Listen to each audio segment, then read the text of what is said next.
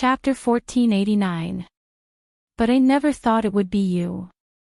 Brando spoke again. His gaze slowly swept across everyone in the air, including the new Count Yenbao.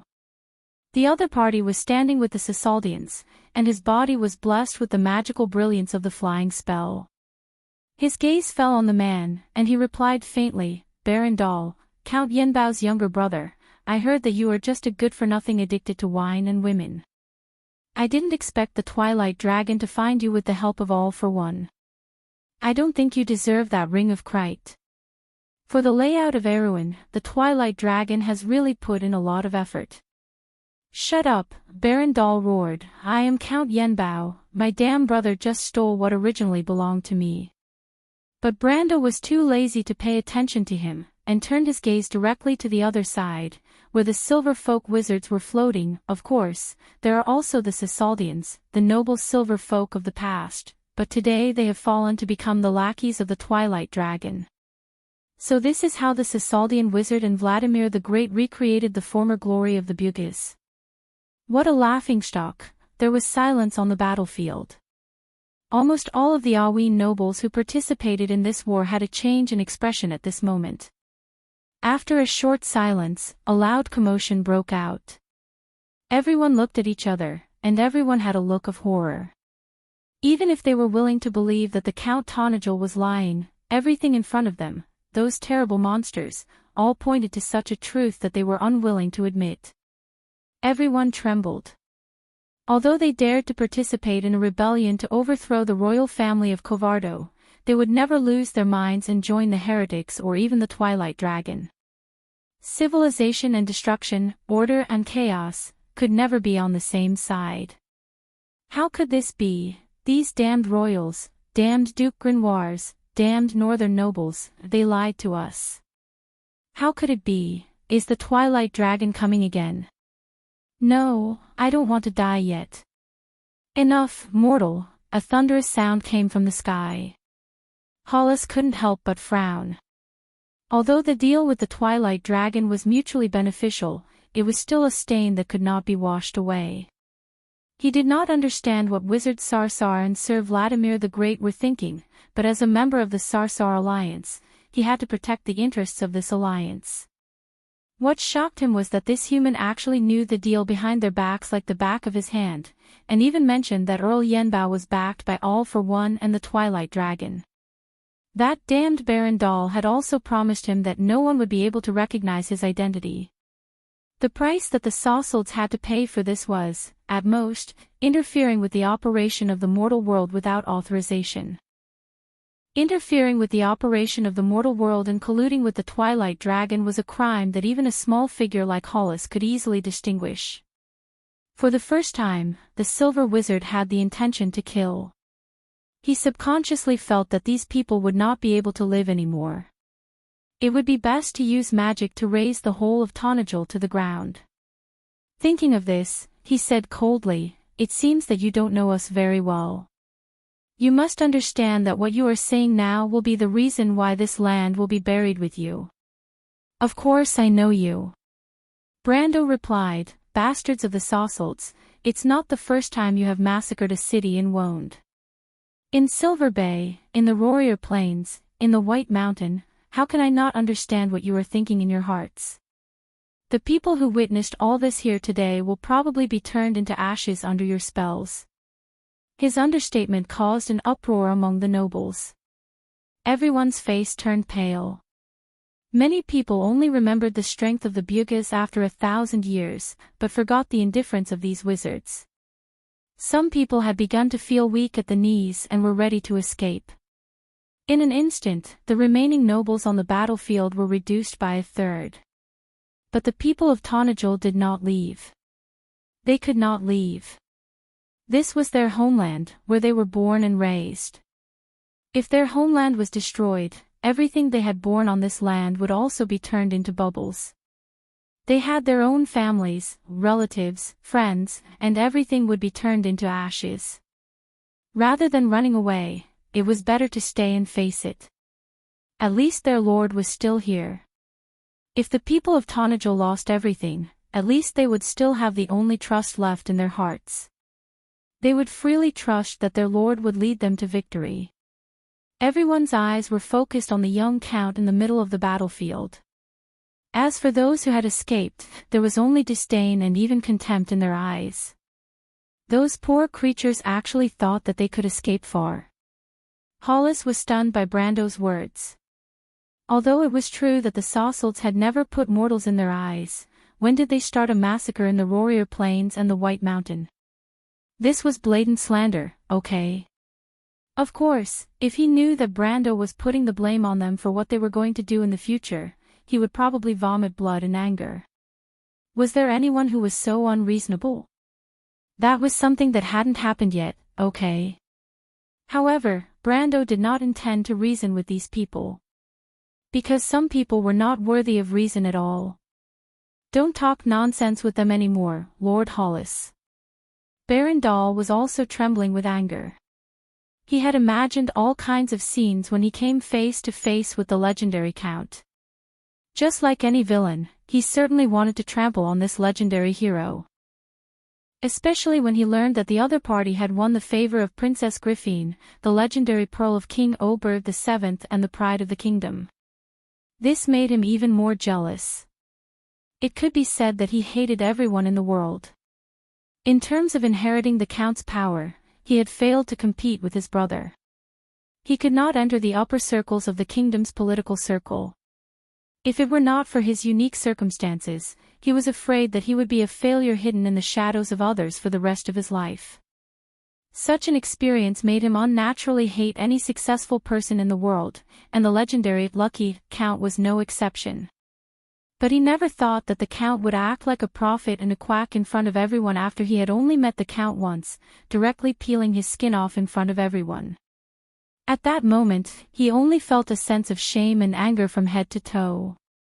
He had colluded with All for One and became the pawn of the Twilight Dragon.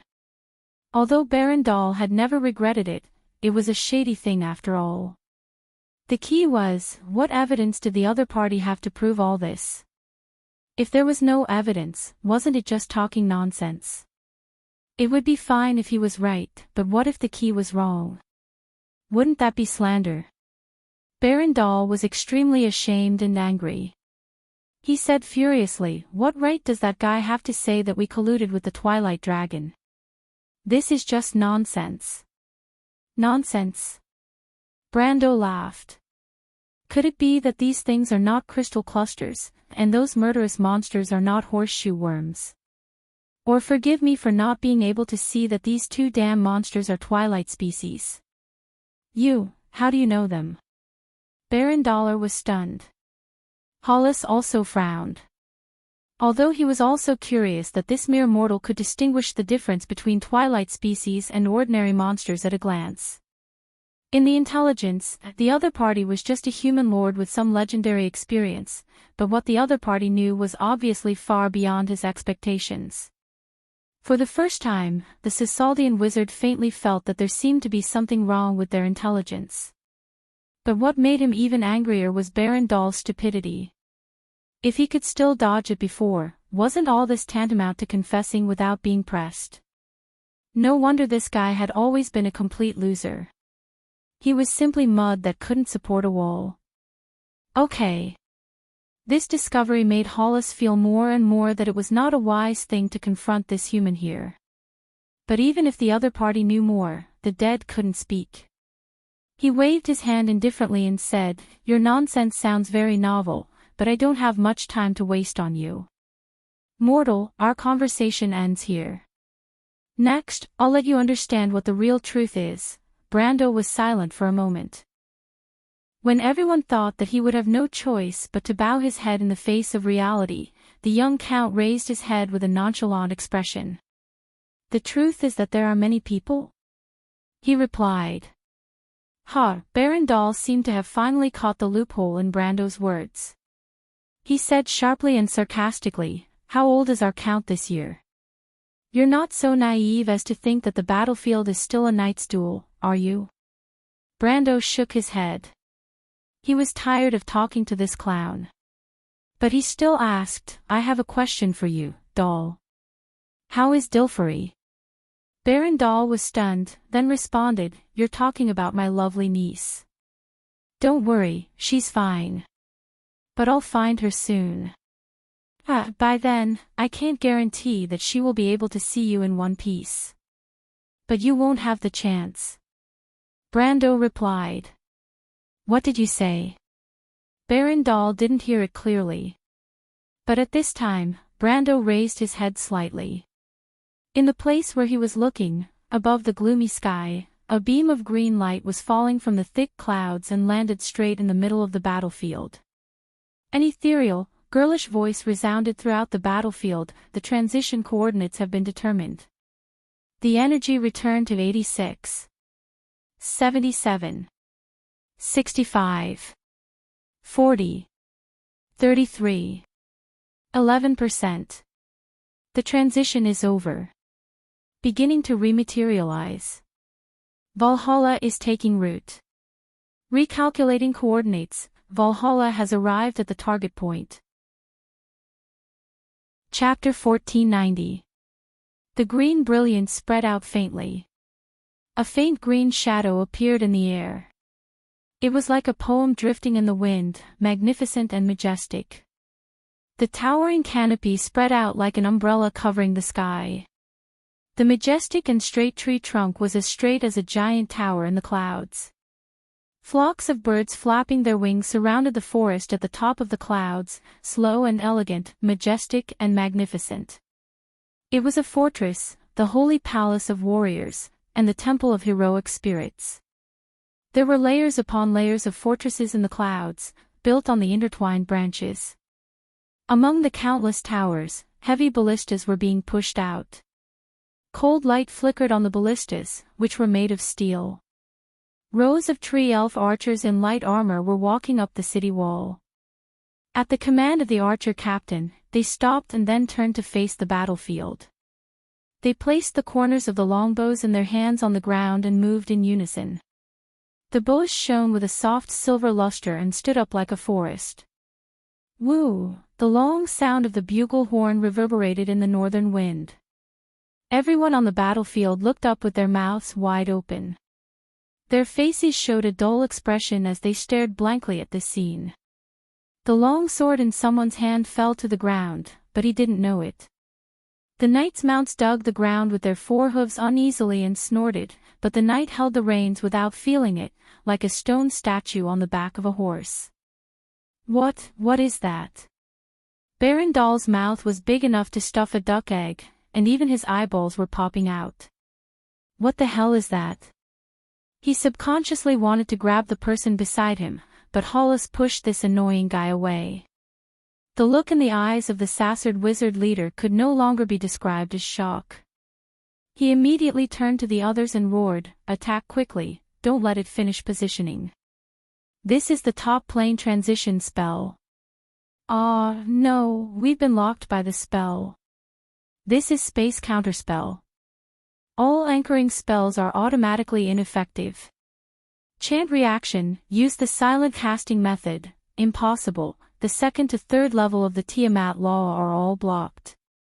The other party has directly deprived us of our authority. It's competing with us for authority. Who is it? How is this possible? No, it has sealed all the passages related to space. There's no way to stop it. The law of space has lost its effect here. That is, the wizards were in a flurry. But Hollis had stopped silently. He turned around and looked at the fortress that seemed to be walking from fantasy into reality. He suddenly understood everything. "Stop," he said, "that is the Holy Fortress. It has the highest authority in this area. You can't do anything to it." Everyone looked at each other. Hollis waved his hand. "What are you waiting for? Prepare the fleet to meet the enemy." Count Yenbao, he was unwilling to mention. Only then did Baron Dahl react. His narrow eyes flashed with resentment. "I'll teach them a lesson." The horseshoe beetles that were chasing the southern nobles and soldiers flew up with a buzz, allowing the survivors to escape. The survivors raised their heads with tears streaming down their faces. They saw the monsters flying into the sky as if they had received some order. They gathered into a torrent and flew toward the green shadow in the air. The Tonajul people saved us. Everyone had this thought at the same time. Valhalla's huge root system was taking shape.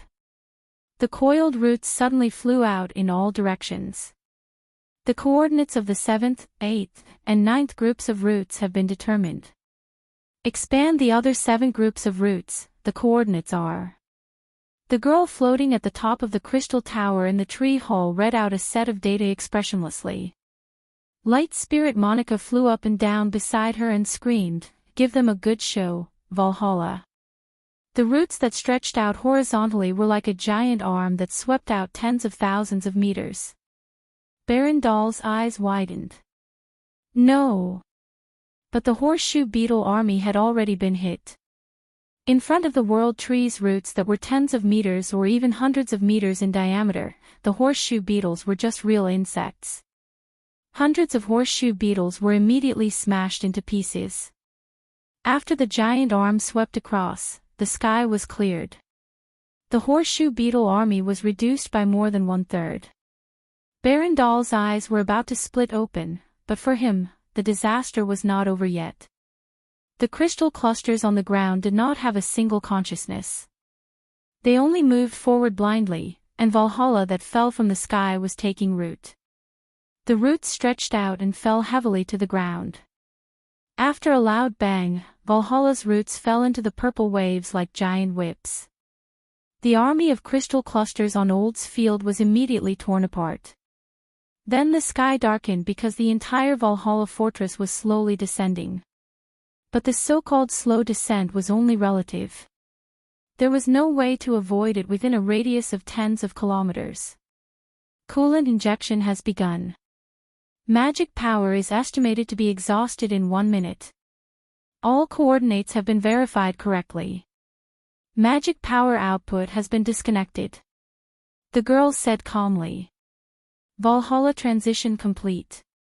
Cooldown has begun. Expected recharging will be completed in 15 minutes. There's a lot more nutrients. Monica waved her fist excitedly. The enemy commander must be an idiot. Valhalla sat majestically at the center of the battlefield after a long and loud noise. The extended treetop was like a proud giant. The whole city and fortress trembled, but its designer had already considered this. A large number of stone-made arch pillars made the fortress as stable as Mount Tai. When Baron Dahl saw this scene in mid-air, his eyes turned black and he fainted.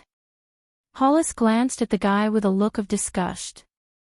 He was already disgusted with this retard, but he couldn't do without him on the battlefield. He stretched out his finger, and a cold ray hit Baron Dahl's face. The latter woke up with a scream. Let the beetles stall the Tonajul fleet and cooperate with our fleet to attack. The crystal clusters on the ground still have the advantage. There's also your Yanbaning army. The Tonajul's ground forces are not worth mentioning. Baron Dahl's face was covered in cold sweat. He quickly nodded. I understand, Sir Hollis. Raise your bows. Fenny, the deputy commander of the Lingu army, shouted. The tall tree elf girl stepped on the wall of Valhalla with her elven leather boots. She swung her long hair and pointed her sword forward with a graceful movement. Following her movement, the wind archers raised the longbows in their hands in rows. The 3 magic circles on the silver bow arm lit up one by one. Magic arrow. Elegance of the wind. Counter the enemy first. The hunter and his son were also on the wall, standing beside the dwarf Odin. The city master was wearing heavy armor at the moment, holding a small war hammer in his hand. He wore a heavy dwarf helmet on his head, revealing only 2 small round eyes. The young man was so excited that he could not control himself, but the middle-aged man's face was pale. The dwarf master tiptoed and clung to the battlements with his hands, but he still could not see the scene below the city. He could only mutter anxiously, tell me, what's going on outside? Finny's beautiful voice that sounded like she was singing came from afar. Fire! A series of creaking noises could be heard. The young man only heard a sharp whistle of the wind, as if there was really a gust of wind blowing over the top of the city wall. Hundreds and thousands of arrows were shot out at once, shrinking into countless tiny black dots. Even the sky was darkened by them. The beetles were spreading out and rushing to the upper canopy of Valhalla. The storm of arrows came head-on, and the dozens of horseshoe beetles that bore the brunt of the storm were instantly hit by dozens of arrows. The demonized arrows immediately exploded after hitting the target, and even the dusk species were blasted into a bloody mess. The first batch of beetles fell like rain, but for the total size of the army, the loss was negligible. Raise your bows, armor-piercing arrows, change to the second set of enchantments. Fenny frowned when she saw the situation and immediately gave the order.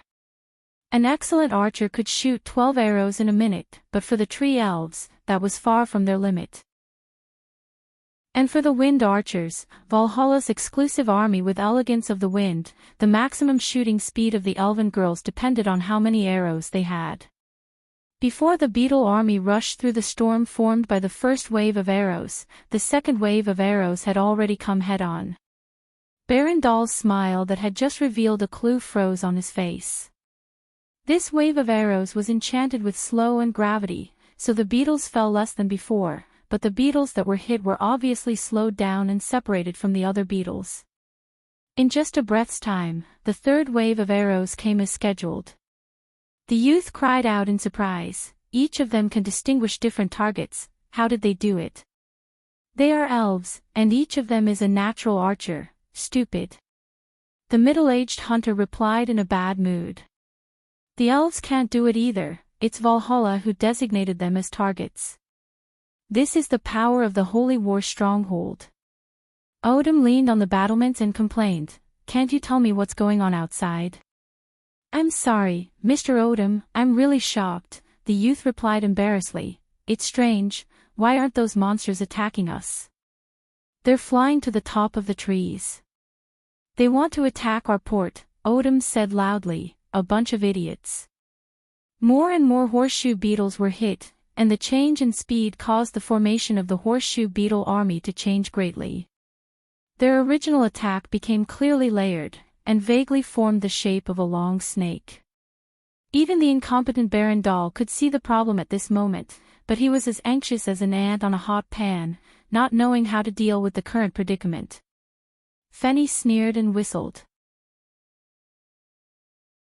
Chapter 1491. The winter sun suddenly dimmed, and a whistle came from the top of the tree, as if countless birds were flapping their wings and flying high. The young hunter looked up subconsciously and saw countless silhouettes of light and shadow flying over his head.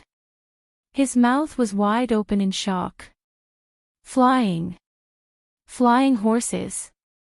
It's the Windrider colts. Those idiots are done for. Odin complained loudly, but I don't see anything. But they're in the sky. I don't know, I only see darkness. The dwarf replied in annoyance. The young man quickly adjusted the dwarf's heavy helmet. Oh! Odin cried out in surprise, heavens, I didn't notice this problem. I was probably too anxious, thank you very much. Ha ha ha, idiot dwarf. Finny's teasing laughter could be heard from afar, and the elven girl was swaying back and forth in laughter. Aw, damned little girl. Odin was so angry that his beard was blowing. Just you wait, I'll teach you a lesson. Ha ha ha, you can't beat me, esteemed Mr. Odin. The young man carefully avoided the center of the two and raised his head to look at the battle in the sky. The Valkyrie's guard. Most of the people in Valhalla were hiding in their houses or temporary shelters. The workshops and shops on the streets were all closed, but everyone was hiding behind their doors and windows, silently watching this battle that would affect their future. However, the moment the female knights appeared on the tree canopy, a small cheer was set off behind the entire city. Shirtu and Skager stood upright on their Valkyries' warhorses that were burning with white flames.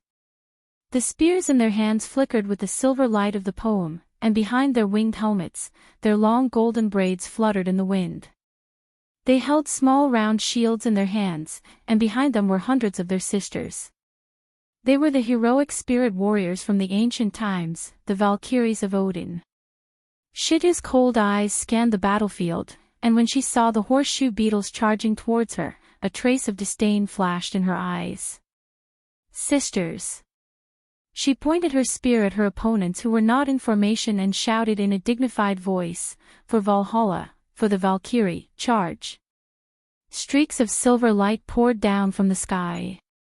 Affected by Finny's premeditated use of slow and gravity, the beetle army was unable to organize an effective defense, not to mention that their individual strength was not superior to their opponents. In the era of the Queen Mother, the horned beetle was the most powerful existence in the Twilight Army, but that era was long gone along with the glorious era buried by the divine people. The Valkyrie's attack was like a sharp blade that pierced through the army. The horseshoe beetles fell like rain. Victory! The people in Valhalla screamed in excitement. The young hunter on the city wall was also screaming. He was cheering. Behind him, his father watched this scene silently, but there was a slight ripple in his heart. He couldn't help but recall his youth. At that time, Erwin still had two true heroes. Everyone had the hope of revival in their hearts. Under the leadership of the two lords, everything seemed to be so beautiful. The sweat on Baron Dahl's face gathered into a stream, and the stream gathered into a small river. His face was as pale as a sheet of paper. He turned his head and looked at Hollis with pleading eyes, but the wizards didn't even look at him. Hollis was disappointed in this person. He didn't expect the horseshoe beetles to play any role now. The opponent had so many Valkyries, which was something they didn't expect in advance. More importantly, this fortress seemed to be intact. The colleagues who had been sent to carry out the destruction mission were probably dead. He didn't expect the battle to turn out like this. There was no doubt that this battle had fallen into a bitter struggle. The only advantage now was the Crystal Army on the ground. If the rumors were correct, the Tonajal people, whether it was the White Lion Guards, the Cavemen, or the Centaur Warriors, were far from being a match for the Crystal Army. He looked up. The canopy of Valhalla was slowly opening, and a huge spherical cavity appeared in the extended branches and leaves. The wind blew at the top of the tree, and thousands of sails flickered with sparkling silver light. That was the Tonajal's fleet.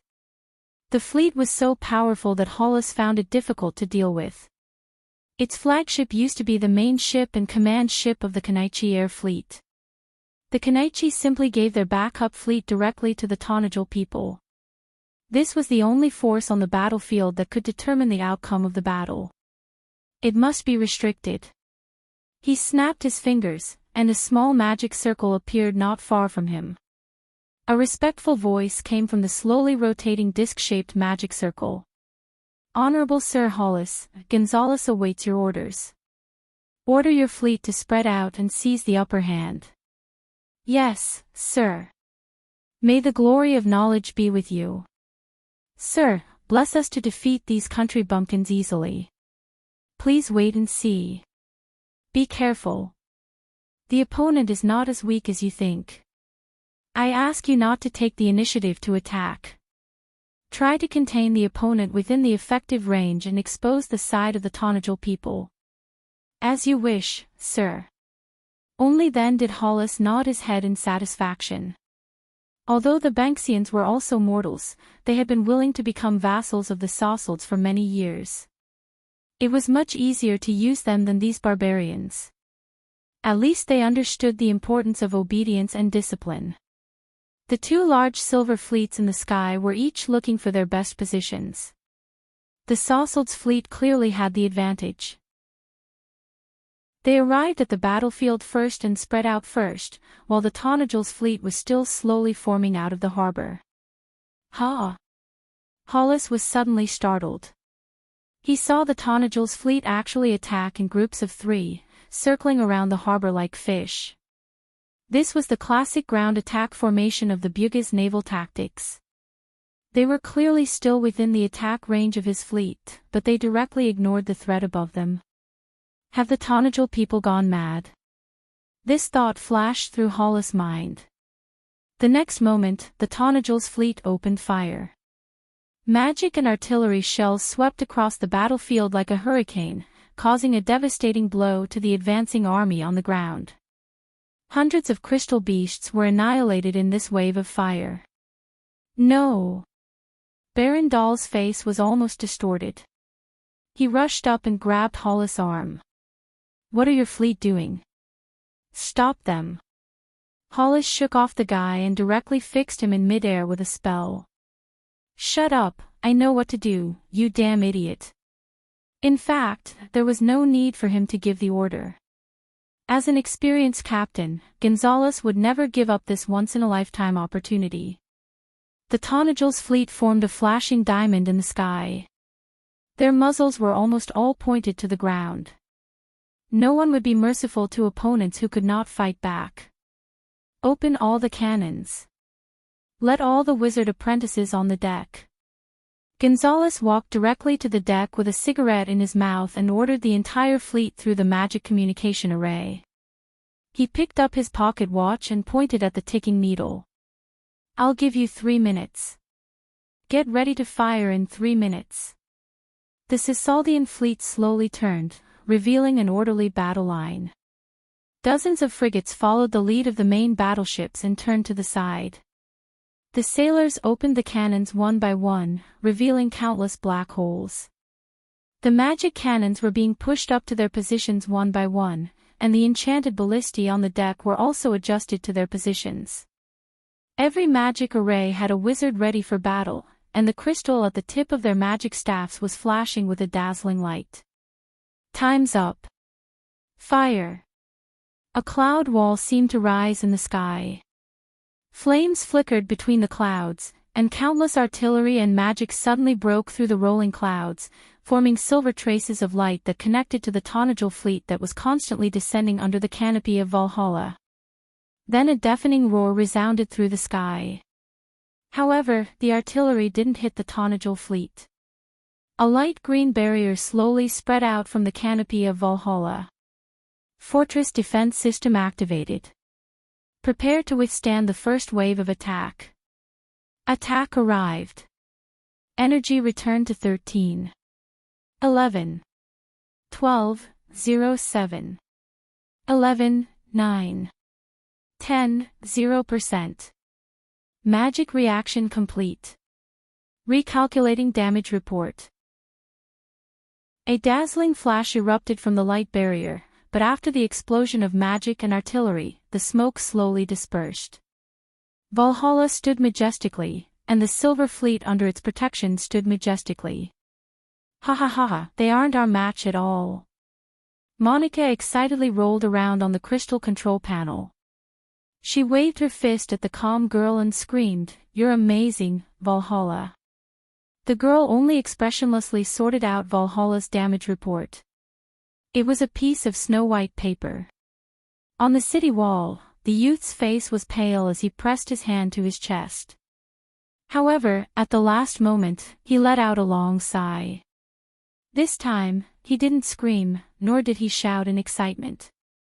He only calmly lowered his hands, and in his hands, he clenched his fists. At that moment, something seemed to have appeared in the youth's heart. It was something he had never imagined in the past. He finally saw it. It was Erwin's power. In the air, the wizards were completely silent. The massive fleet of Sisaldians was also completely silent for a moment, to the extent where they even forgot to fire a second round. Hollis looked at this scene with a calm expression. He slowly extended his hand, and a red jade-like staff appeared out of thin air, appearing in his snow-white and slender palm. I should have known this would happen. This is the true power of the Holy War Fortress. He turned his head, and his gaze swept past his colleagues. Follow me. It's time for us to take the field. Let the mortals witness the true power of Cisaldians. Chapter 1492. Silver doors of light opened above Valhalla, and Magi stepped out one after another, standing in the air with staffs in their hands, their long robes fluttering in the cold northern wind.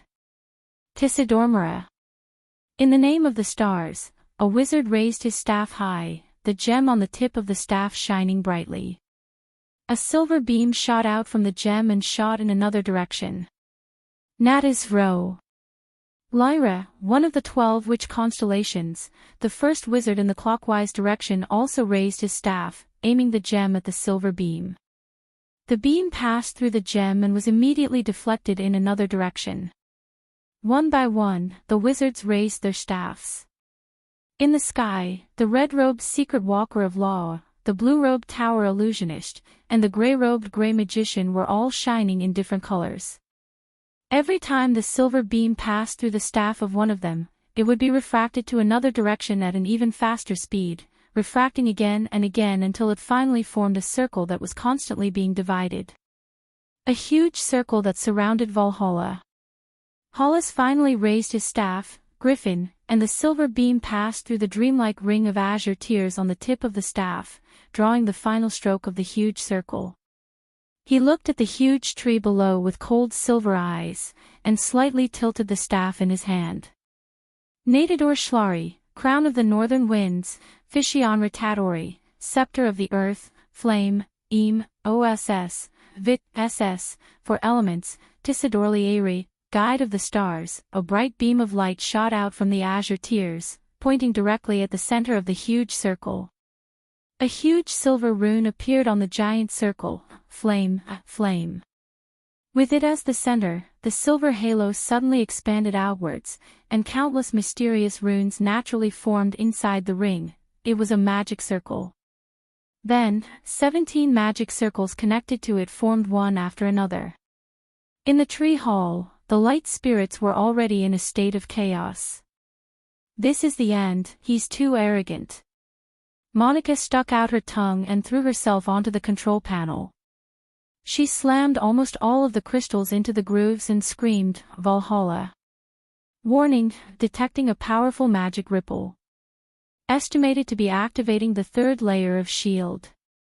Target determined to be a flux magic, elemental attack of the 13th rank. Magic ripple detected as meteor strike. The girl's calm voice resounded within the tree hole. Quick, calculate how much energy is left. Remaining energy, 11.3%. Estimated to be able to withstand attacks of level 11 or below. Lady Light Spirit slapped her forehead and said, I'm going to die. Hurry up and inform the Overlord. The north wind howled. The battlefield was silent. Whether it was the people of Tonajol, the nobles of the southern border, the knight, or the private soldiers, everyone stared at this scene in a daze. This kind of war had long exceeded their imagination. A second rune appeared in the sky. It was written with light, Earth, my lord. The knight turned around.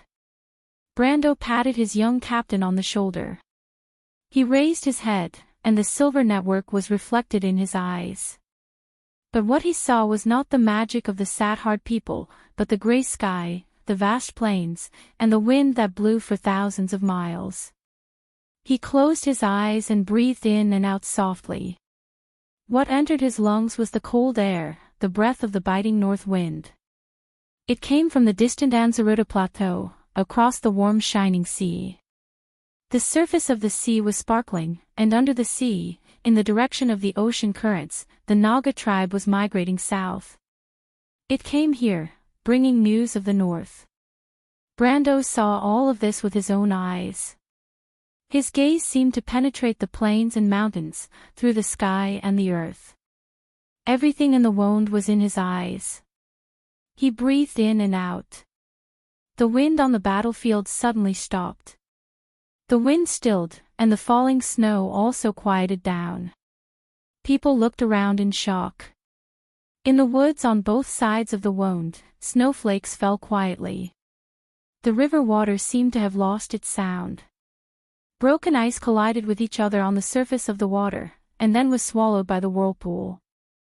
Every single needle drooped down silently. Crack! A crack appeared on the staff, and Hollis raised his head in shock. He saw that the clouds in the gloomy sky were slowly flowing, and snowflakes were still falling. But at some point, the wind of all things had stopped. At an altitude of thousands of meters, there was no wind flowing. Brando opened his eyes, and a nearly straight skyline was reflected in his dark brown eyes. He slowly turned over and dismounted his horse. He removed the holy sword of judgment from the saddle and slowly sheathed it. He raised the scabbard with a strap over his head and hung it behind his back. The young White Lion Knight, the Tonajal people, the nobles of Erewhon's southern border, the knight, and the private soldiers, and the people far and near on the battlefield were all watching his actions. Brando raised his head. The entire world had changed in his eyes. It no longer had mountains and rivers, flowing wind and water, fire and earth, and all elements and substances. The trees disappeared, the forests disappeared, the distant Greyhar Mountains disappeared, and the entire Tonajal disappeared. A world with countless silver lines intertwined and countless nodes connected together appeared in his eyes. This world no longer had any substantial power, but truth and law were everything in it. The domain of the sage. Brando took a step forward. The purple wave was silently approaching Valhalla. The walls of the fortress were already filled with tree elves and centaurs. Roland and little Montolo stood side by side, holding the swords that Brando had given them. They watched this scene nervously. Not far from them, Hainf took a deep breath. His hand was tightly clasped with the swordswoman. A third rune appeared in the sky. The wind of all things, the most unrestrained element in the world. Crack! Another sound of a staff breaking could be heard. Hollis turned around. This was like the source of a chain reaction. A series of cracking sounds could be heard, and he saw the staff breaking in the hands of his colleagues. The Cisaldians watched this scene in shock. They were almost unable to react. Time seemed to slow down at that moment. In the slowly flowing sequence of time, there was a loud bang. The third huge rune in the sky above Valhalla broke and disappeared. All the wizards spat out a mouthful of blood. They felt the wind element disappear at the same time. It was being pushed out of this land by an indescribable force. Heavens, what's going on? Someone is depriving us of our power. I can't feel the existence of the wind element. This is the direct rejection of the power of a higher level to the power of a lower level. There's a sage nearby. The wizards looked at the ashes of their staffs, their faces pale. They could not help but look around. However, Hollis's heart tightened. Be careful. He turned around and roared. There was a flash of light on the ground. There was a scream, and a long and narrow sword light intersected with a keeper of justice of the secret realm. That person's face showed a stunned expression.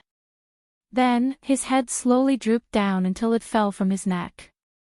The headless corpse fell limply to the ground and soon became a tiny black dot. And in the place where he had been standing, a young man holding a sword appeared. The young man stood with his back to everyone. The holy sword was already in its scabbard on his back. The corners of his coat drooped motionlessly because there was no wind. And the hand holding the hilt had slender and powerful fingers. The knuckles were pale. It was quietly placed on the twisted and strange gauntlet of annihilation. Sage. Sage, Hollis squeezed these two words out from between his teeth. Brando shook his head and asked calmly, what is power, Cisaldian? Shameless boasting. 7 different magic circles suddenly unfolded behind Hollis. Imprisonment, gravity enhancement, slow, movement prediction, law analysis, mind sensing, forbidden domain, 7 spells landed on Brando in succession. It was a pity that Brando only needed to wave his hand and all of these spells fell apart. Hollis narrowed his eyes slightly, and a warning sign rose in his heart. He took a step back, but he could not move at all. The face of this most trusted assistant of Cisaldian wizard instantly turned snow-white. He immediately understood something. They were just one step behind him. The other wizards also began to cast their own spells. But before these people could complete their spells, they suddenly turned into balls of flames and fell from the clouds while screaming. This tragic scene actually caused everyone to stop moving out of fear. This is divine power. How is this possible? The gods have long passed away. They suddenly stopped talking. One by one, the Magi's faces turned pale. Brando did not speak again. He listened silently. There was no wind in the sky, but he seemed to hear a sound. It was a rumbling roar, echoing from the whole world, as if the world was pulsating. Time after time, every beat was strong and powerful, like a forging hammer hitting his body, causing his blood to resonate, as if it was boiling, making the same rumbling sound. Brando slowly turned around. The wizards could not help but hold their breaths because they first saw a pair of black eyes, but they gradually merged with the silver light, which seemed to be mixed with a wisp of golden brilliance. The golden brilliance became more and more intense, and finally completely enveloped Brando's vision. Hollis only felt his heart thumping, as if it would break free of the shackles of his chest and jump out of his chest at any time. Thump, thump, thump. The whole battlefield was shrouded in that huge roar. It was the powerful beating of the heart, but it did not belong to Hollis. It belonged to a great will. Bloodline reconstruction, fusion law, perfect body. Hollis felt that he must be going crazy. How could a mortal do this? How could a mortal break free from the shackles of the law of Tiamat after the era of the saints? How could a mere mortal cross the boundary between iron and silver and step into the realm of gold? That was the most powerful existence below the power of existence. He could not believe that he was able to witness the birth of a demigod with his own eyes. 10,000 years after the gods left the world. Such power had returned to this land once again. What was going on? Hollis watched as the young man turned around. With a light wave of his hand, the enormous silver formation above Valhalla shattered with a series of creaking noises. It was as if it had never existed. So, do you understand now? Brando said calmly, people who can't even hold on to themselves will never be able to understand the original meaning of this world, and the truth behind the law naturally has no fate with you. The Cisalds chose the path of destruction. He looked at the wizards with a cold gaze. What you are so proud of is nothing more than the madness before your destruction. No! Hollis shouted with all the strength in his body. But the raging flames had already gushed out from his body and burned him to ashes in an instant. Brando turned his head. Before the 32 Cisalds wizards could turn around, they had already been burned to ashes in the flames. Brando silently turned over his palm. Under his skin, faint golden veins of light were flowing. Chapter 1493. The front of Valhalla fortress rumbled, and the battle on the ground finally broke out. The old dwarf Odin leaned against the battlements with one hand holding onto his dwarven helmet while the middle-aged hunter supported him from behind. He saw the purple crystals pouring down from the walls like a flood. Among those crystal monsters, a terrifying behemoth was ramming its head into a nearby tower, causing the entire city wall to tremble.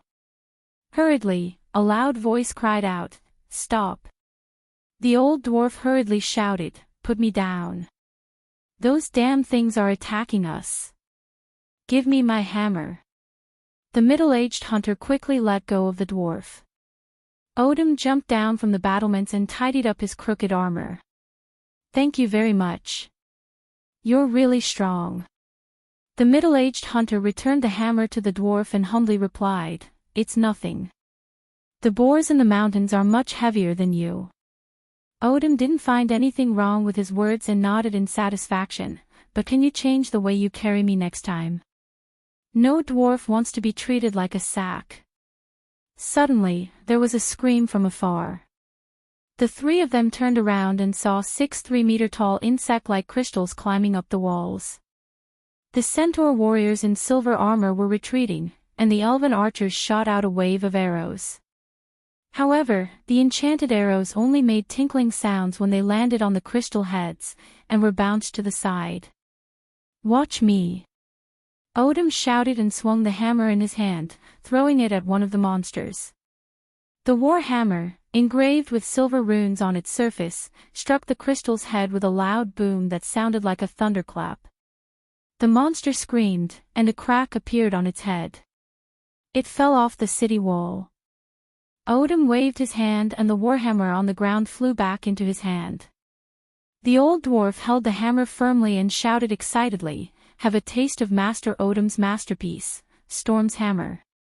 After saying that, he did the same thing and smashed the other crystal cluster with his hammer.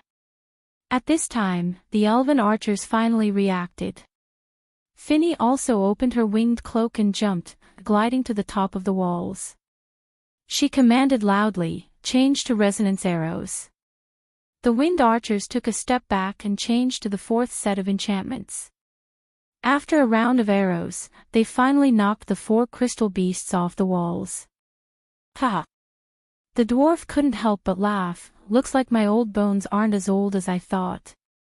He even mocked Finny, "Looks like you tree thorns aren't that smart, huh?" But at this time, the sky darkened and the young hunter who was hiding at the side couldn't help but shout out a warning. "Be careful, Mr. Odom."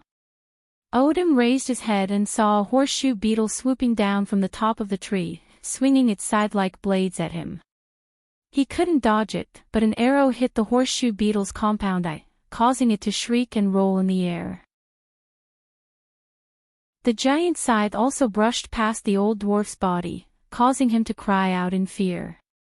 Before he could finish, Finny had already rushed over and rolled him to the side.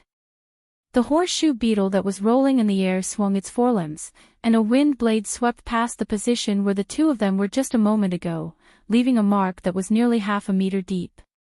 "Baw, baw, baw," the old dwarf spat out sand as he got up and said stubbornly, "Let me say this first, I won't thank you. I don't need an idiot's thanks. Enjoy your trip." "What?" Finny used her back to push against the battlements and kicked the old dwarf's butt, causing him to cry out in pain and roll down the walls like a wooden barrel filled with apples. At this time, the horseshoe beetle had already adjusted its posture and was once again charging in this direction. But Finny nimbly jumped to the side and used her wind cloak to jump to the other side of the tower. She raised her longbow and was about to counterattack when a blinding bolt of lightning shot out from the tower and hit the horseshoe beetle's head. Finny felt her body go limp as she fell into a person's warm embrace. She caught a whiff of an apple-like fragrance and looked up, only to see the red-haired girl catching her with one hand. Scarlet frowned slightly, holding the halberd in one hand as she charged towards the horseshoe beetle. The latter was hit by the lightning and lost its balance, falling shakily on the walls. Scarlet strode forward, the azure spear in her hand thrusting towards the monster like a bolt of lightning. After a loud crack, the horseshoe beetle was nailed to the top of the walls by her spear. "Miss Scarlet!" Finny cried out in shock. Only then did the Highlander girl put her down. She looked at her, as if to make sure that she was not injured. "Ah, I'm not injured," Finny replied with a red face, "but it's hard to say for poor Mr. Odom." "Ah, damn it." The old dwarf was lying between a pile of smashed wooden barrels. Beside him was a pile of stinking salted fish. He groaned in pain. "Can't you send me down the stairs in a gentler way? This is already the most gentle." Finny pulled down her eyelids and made a face at him. The Grey Wolves mercenaries also came out from the tower. After Scarlet confirmed that Finny was fine, she turned to them and said, "You guys take Mr. Odom back to the second wall. Let's help too. The young hunter hurriedly said, although my father and I can't fight, we can still do what we can. Scarlet glanced at them. She was not familiar with the people of Valhalla, so she looked at Finny in confusion. She did not understand why there were 2 civilians on the walls at this time. Ah, they're the 2 hunters, Miss Scarlet. Scarlet then understood. She did not answer the young man directly, but she still nodded at him. The group immediately got busy, but Finny was still puzzled. Are we going to give up the first wall now? I think we can still hold on for a while. Scarlet nodded and took out a crystal ball from her pouch and held it in her hand. The crystal ball immediately emitted a faint radiance, and within the radiance was a projection of the situation outside of Valhalla. The angle of view was taken from the floating airship in the sky, and the projection was precisely the current battle situation in Valhalla. One could clearly see that on several sections of the city walls, the giant crystal siege beasts had already broken through the outer walls, and countless small crystal clusters were currently pouring into the first section of the city walls. The projection only lasted for a moment before it disappeared and was replaced by the figure of a little girl. Finny recognized the girl's identity. It was Sifrid. Sifrid. It's me, Sister Finny. I'm currently in Odum Fortress. Can I entrust you with the task of retreating the wind archers to the second wall? Phinia replied. Finny was stunned for a moment, but she immediately reacted. Are we going to lure the monsters to the second tunnel? She pursed her lips into a smile. You're amazing, Sister Finny. That's exactly what I'm going to do. All right, leave it to me, Sifrid. The elven girl's eyes curved into crescents as she smiled. She was a little excited in her heart. Leave it to me, Sifrid. A resounding boom rang out as one of the crystalline beasts finally crashed through the tower. As it slowly and heavily stepped into the city, boundless purple waves had already gushed into the city through the hole in the city wall. Retreat. Retreat quickly to the second wall. Move to the sides and leave a path in the middle. The knight sergeants on the walls immediately gave out orders, and the druids who were in charge of covering the crystal siege beasts cast thorns to slow them down. Roland and little Montolo were the last to jump off the walls. Before they left the defensive line, they took one last look outside the walls. They could only see a vast sea of purple. This was the fangs and claws of the Dusk Dragon. This was the legendary Dusk War. They never thought that the Count had been preparing for such a war all this time. Their hearts were heavy and uneasy, but they were also excited and their blood was boiling. This was the true hero of the Eruin people. He was also the common hero of the mortals. When Roland thought of how he had almost wallowed in the mire with the Dusk Dragon's fangs and claws, he couldn't help but break out in cold sweat. He suddenly recalled the words that Brando had said to him. He understood that this was a test for him. If he had hesitated in the slightest, he would have already met the same fate as the nobles outside. Thinking of this, the youth couldn't help but tighten his grip on the sword in his hand. He wanted to use this battle to wash away the mistakes and humiliation he had to bear. However, before the two of them could express their feelings about the mission, they were kicked to the ground. They turned around and found that it was the lizard man who had been following them. What are you doing? Roland shouted in annoyance. Although they had noticed this lizard man who had been following Count Tonajol, they didn't think that he would dare to make a move against them. However, Ropar couldn't be bothered to talk nonsense with these two little fellows. He directly lifted them up, one in each hand. At this time, Roland and little Montolo felt that something was wrong. The other party had only casually grabbed them, but they couldn't avoid it. Roland couldn't help but be dumbfounded. Only now did he realize that there wasn't a simple person beside the Count. Let us down. But being lifted like this was really a disgrace to a gentleman, so he couldn't help but protest. Ropar didn't care about this fellow at all. The soldiers on the first wall who hadn't retreated had already been completely submerged by the Crystal Cluster army. The position they were in now was actually already in danger. A crystal cluster pounced over.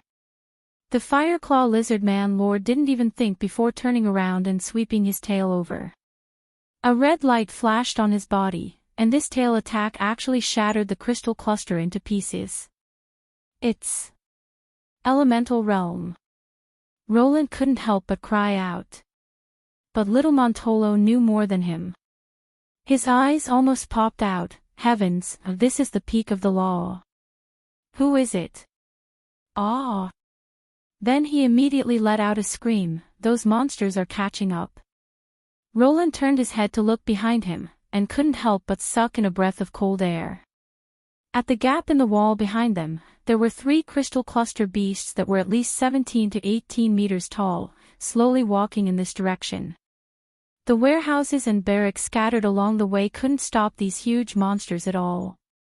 Often, they would collapse with a light touch. Amidst the flying dust, a sea of purple crystal clusters spread over the ruins of the buildings and flooded in their direction. But at this time, Ropar stopped. Are you crazy? Hurry up and leave. Roland was scared silly by this scene, and couldn't help but shout hysterically. He was prepared to fight for Erwin, but he wasn't prepared to die in front of these monsters. At least he wasn't mentally prepared to fight the Twilight Dragon. But his voice was drowned out by a huge roar. Not far away, the huge gate of AMU's fortress was slowly opening.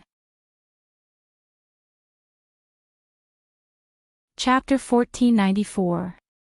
Count Gonzalez frowned as he looked at the Nigel's floating fleet. The huge fleet had been acting strangely since the beginning. Although they still maintained the diamond formation, they had almost stopped delivering firepower to the ground. The other side was constantly rising in height, which was not a good sign for them.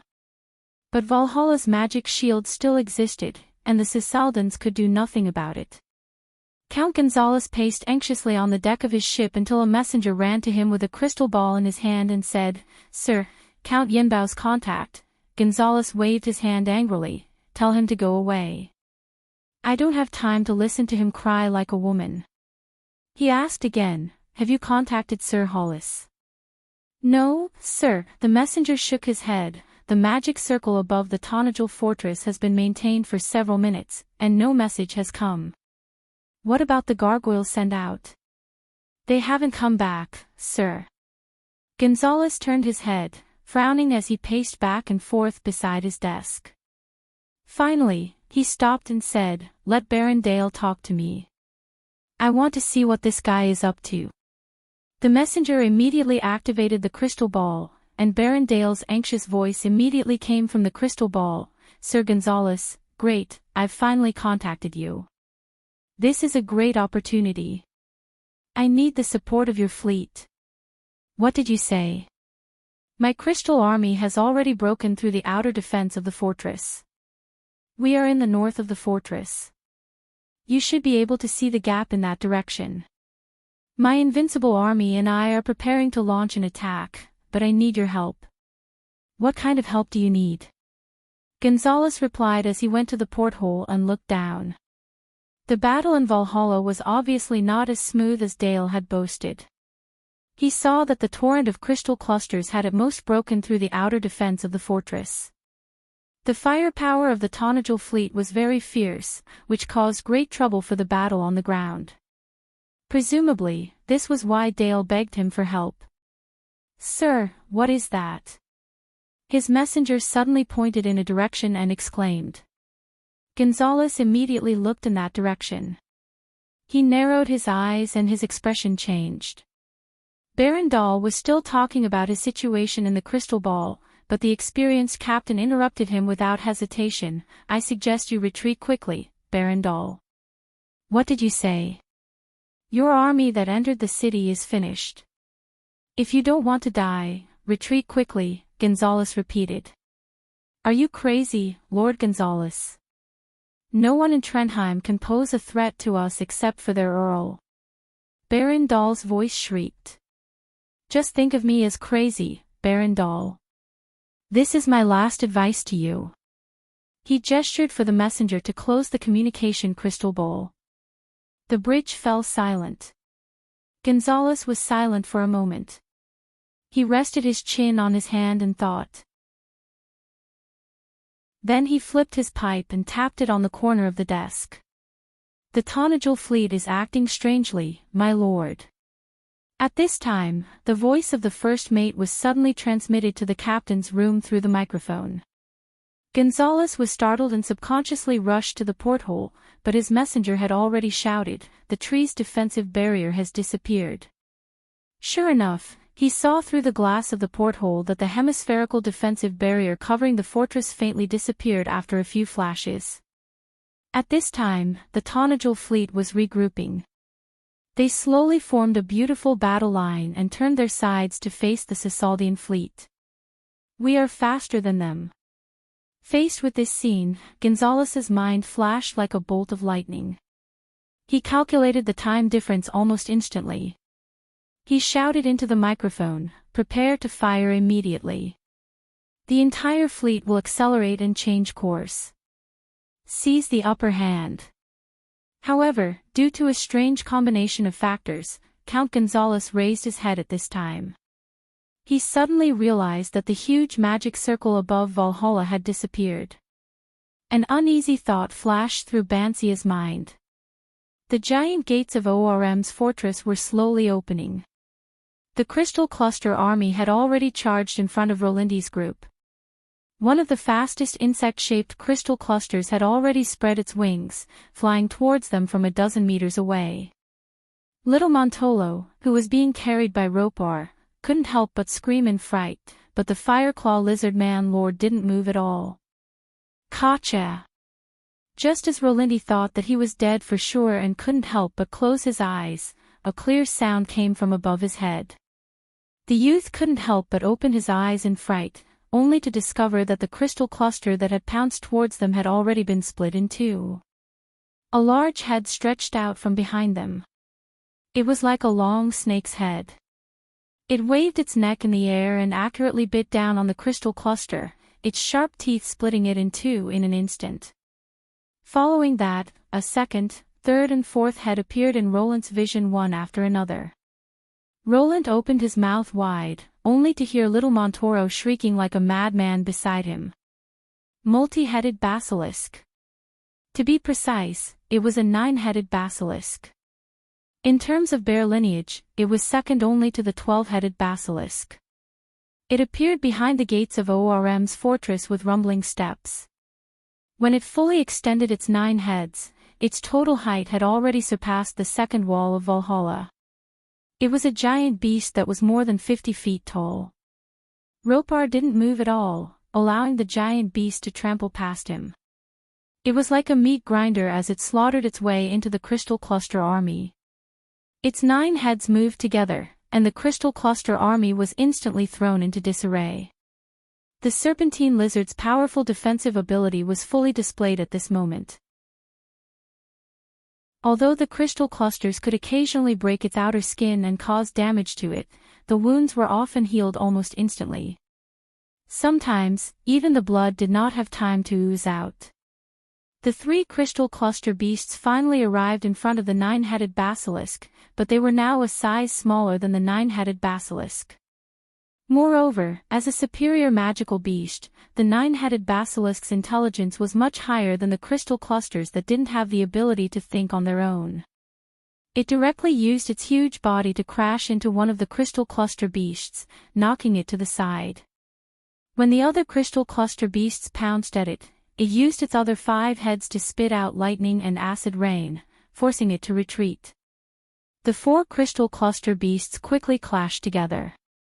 This was a nightmare for the smaller crystal clusters. Fortunately, they didn't have the ability to think on their own, so they didn't have any unnecessary fear. Otherwise, they would have been defeated long ago. Do your best. Little Montolo was clearly scared to death before, but now he was so excited that he screamed, "Kill that damned crystal cluster beasts." However, Rolindi had already reacted. If the Count's subordinates were here, then there wouldn't be only one 9-headed basilisk in this fortress. He turned around, and sure enough, he heard a young girl's cold voice. "Everyone, attack!" A rumbling sound echoed in Luo Lin's ears.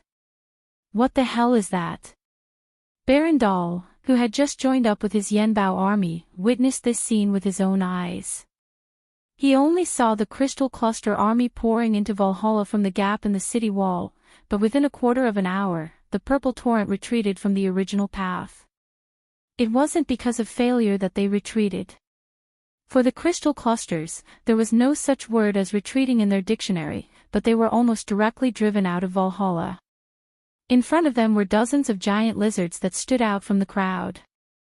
Baron Dahl almost blacked out when he saw the multiple heads on their necks. Multi-headed basilisk.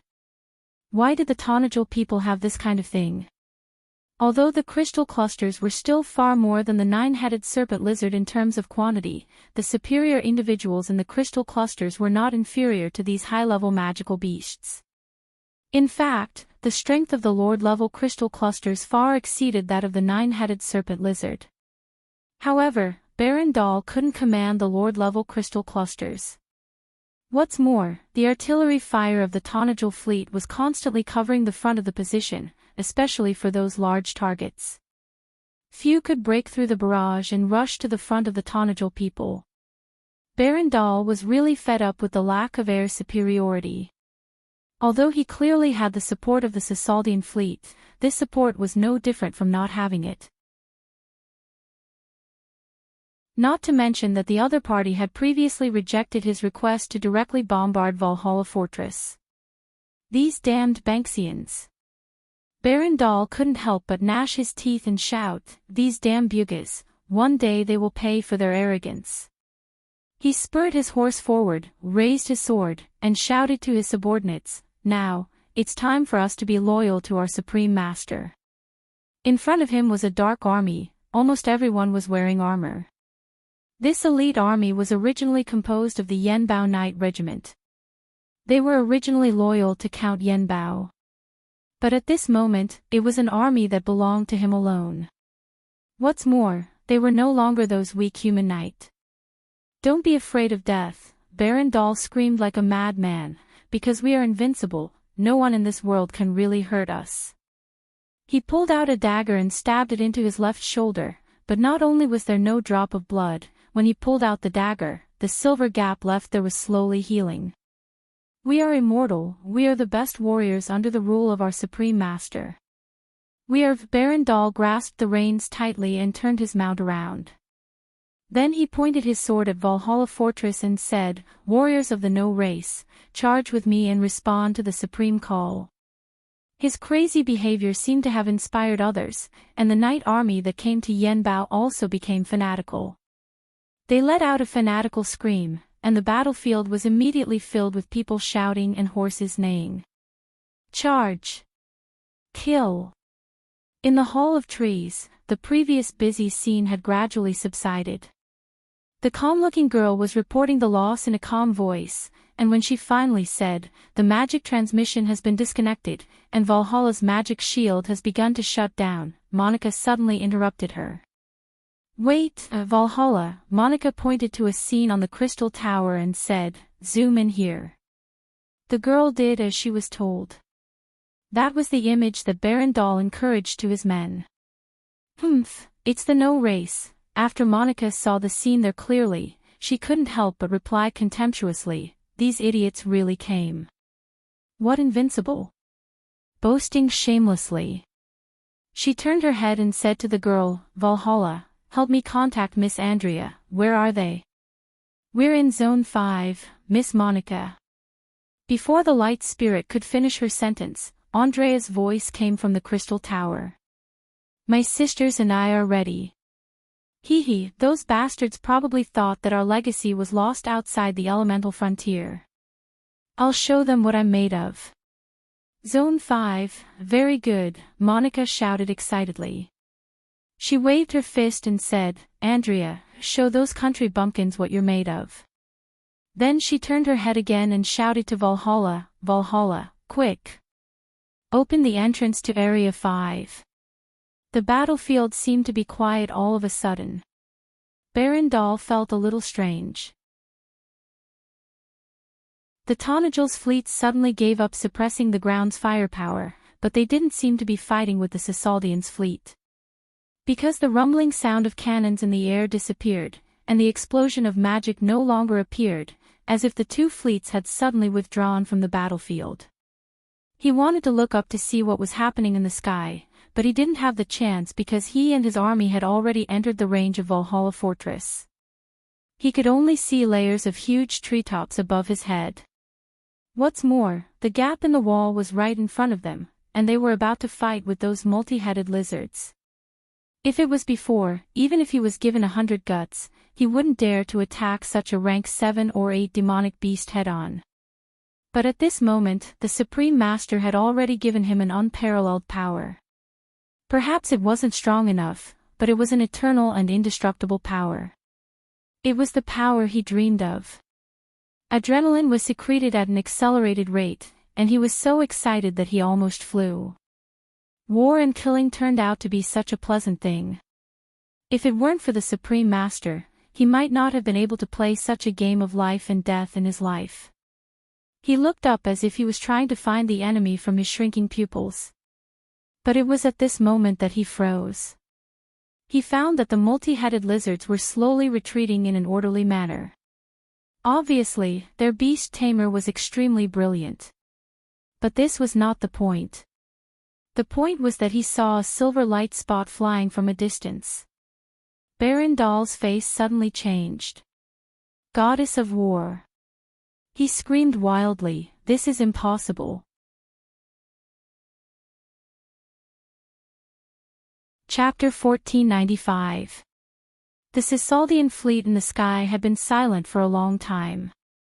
Apart from the purple waves on the ground that were still sweeping towards Valhalla, the battle in the sky had sunk into a strange silence.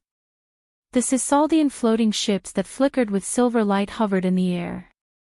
The attacks had stopped, as if time had stopped.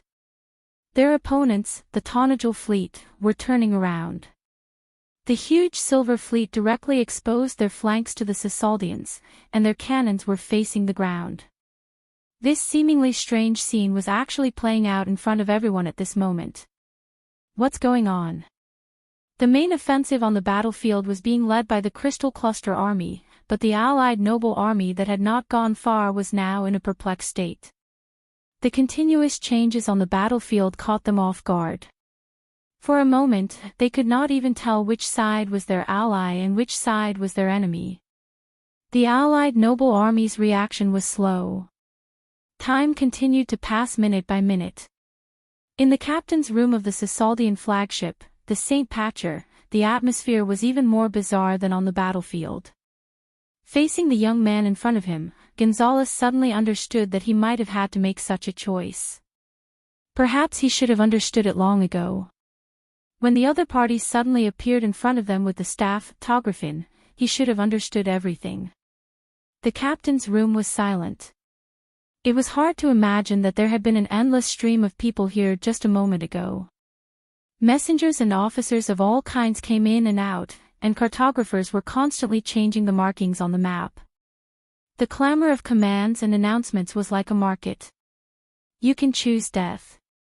Brando calmly looked around. The 13 high-ranking Sisaldian officers subconsciously shrank back under his gaze. Only the red-robed archmage on the ship glared at him, his eyes spitting fire. He let go of his hand and let Archmage Hala's staff hover in the air. More than a dozen pairs of eyes fell on the staff. And let your fleet be buried with you. How can a mortal like you resist the great Sisaldian fleet?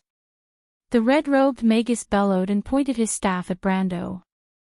The crystal at the tip of the staff immediately radiated a bright light. But before he could cast his spell, Brando had already pointed at him lightly. The power of space seemed to lock the old mage tightly, choking his lips and tongue, making him unable to move or say a word. Brando looked at the man indifferently. Only the people of the sky are high and mighty, because they are born with a special privilege different from mortals. Even though you've fallen into the mortal world today, you're still unwilling to give up your arrogance. You can start wars, you can control the fate of mortal kingdoms, but do you think that the Cisaldians are not responsible for all that they have done? He shook his head and smiled contemptuously. Naive. Don't be complacent too early, Erwin. You destroyed the fleet of the people of the sky, and this matter will never end. The old magus suddenly coughed up a mouthful of blood, as if he had broken free from the restraints of space. He shouted at Brando at the top of his lungs. Brando did not look at him. His gaze fell on the others. In the captain's room, other than the arrogant Cisaldian magus, no one dared to look him in the eye. Even the middle-aged noble, who was obviously the commander of these people, subconsciously remained silent and lowered his head. I never said that this matter would end here. His gaze fell back on the unruly old magus, and there was an unprecedented coldness. This was supposed to be a pointless war. However, those who shouldn't have fallen in this war had made unnecessary sacrifices for it. Iko and his wife. The king's eldest son. Yura, who was seriously injured. Amandina, whose life and death were unknown. And the eldest princess and her brother, and Freya, who had disappeared without a trace. All of this should belong to this damned war, and to the culprits who started this war. When he thought of the upheaval in Lantern Island and the death of Iko and his wife, Brando felt a piercing pain in his heart. He even remembered that before he left Erwin, he had deliberately reminded the couple to pay attention to their own itinerary. The tragic script of history should have been avoided. Everything in Erwin should have been progressing on the positive side. But a moment of negligence led to such a bitter outcome. Perhaps he could have been more careful. More decisive. If he had ended the chaos in Erwin earlier before all this happened, he had the support of the eldest princess, and he had Lantern Island and Vero as allies. Even the Highland Knights were kind to him, and as an indispensable part of the kingdom's political landscape, the royal faction was willing to reconcile with him. As long as he was willing. He could have rebuilt the former alliance of the nobles, single-handedly ended the chaos between the north and the south, and let Erwin return to prosperity and unity. Perhaps in that case, all of this should not have happened. But, was it really so? It was a happy and harmonious Aween, where everyone seemed to have gotten what they wanted from Arek's corpse. It was a flourishing Aween, where everyone seemed to have obtained enough benefits from the carcass. Was that his ultimate purpose for returning to this era? No. Brando shook his head firmly in his heart. The future Erwin should not be just like this. Perhaps he still had ideals in his heart, perhaps the eldest princess was strong enough, perhaps the royal faction was still willing to keep their promises. But they were not Erwin. Just as the late King Iko swore under his sword, I swear under this sword the sage's oath, I swear to lead my people, to lead them away from strife and slaughter, away from the arrogance and greed of the empire's nobles, I swear to not repeat this cold-blooded mistake of history. I will let the nobles of this new kingdom follow the spirit of the knight, fair and strict, upright and brave, merciful and generous. I swear this oath, and I will abide by it for the rest of my life. That sonorous and powerful voice still reverberated in an era like today's. Erwin's glory was destined to belong to such a revolutionary era. She would get rid of all the old things.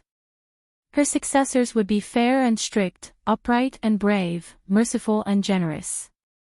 Those young people would inherit the glory of the past and be honored enough to take over the sacred flag.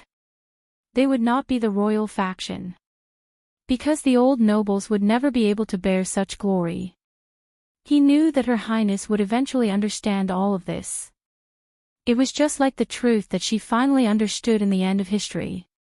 Because she and them were destined to be different people. Once, all of this came too late. But today, perhaps there were different variables from the beginning. This is the value of my existence here. Brando raised his head and looked at the old wizard with a twisted face. As if the natural opposition of the new and the old order, the two looked at each other indifferently. I will achieve all of this, and anyone who stands in my way, no matter who he is, will be reduced to ashes. Ha ha, ha, the old wizard breathed heavily and looked at the young man Erwin who was talking to himself like a madman. Just like how mortals can never understand the vastness of the sky, it seems that a moment of luck has made you start to get delusional. You don't understand the power of the Buga people at all. You don't understand my power either. Brando replied coldly. He turned back again and looked at the others in the captain's room with some indifference. The Cisaldians are high and mighty, but you should understand that you are not the ones high and mighty. And as slaves, do you also want to share the last glory of your master? Even die for them, but God knows how important your sacrifice will be in their minds. No one spoke. Not far from the drawing table was a display of clocks. In the silent room, there was only the monotonous ticking of the hands for a moment. The red-robed wizard of the Cisaldians was also arrogant. He allowed Brando to encourage his former subordinates in front of him, but he did not say a word and just watched the scene indifferently. The staff floating in the middle of the cabin made him realize the failure of this trip. But how could the Cisaldians be afraid of failure? Not to mention losing to mortals. The pride of the people of the sky came from the power they had mastered for generations. Such power, within the territory they could reach, was the eternal truth. Everyone knew what would happen to them if they refused. The terrible young man in front of them killed everyone, including the great wizard Hollis, and even brought back his staff, Tografin.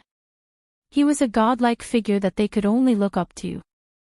However, on this unknown battlefield, he turned into the dust of history. Everyone subconsciously swallowed a mouthful of saliva. The respected officers looked at each other and looked at each other. In the end, everyone's gaze fell on Gonzalez. Count Shiva coughed bitterly and stood up from his seat. His figure was obviously dejected. I admit the victory of Erwin's people. I hope my colleagues and I can at least enjoy the last bit of dignity. This was a surrender. But Brando shook his head. Under everyone's gaze, he slowly opened his mouth and said, I think everyone is mistaken about one thing. This is not the battlefield of the human countries. Please take a good look outside the porthole and see who your enemy is. This is a war. It has never started, and perhaps it will never end. Gentlemen, you and I have heard all the legends about it. Every time this happens, as the people of Martha, shouldn't we stand together and fight side by side? Please ask yourselves. Who is your enemy? What should you protect?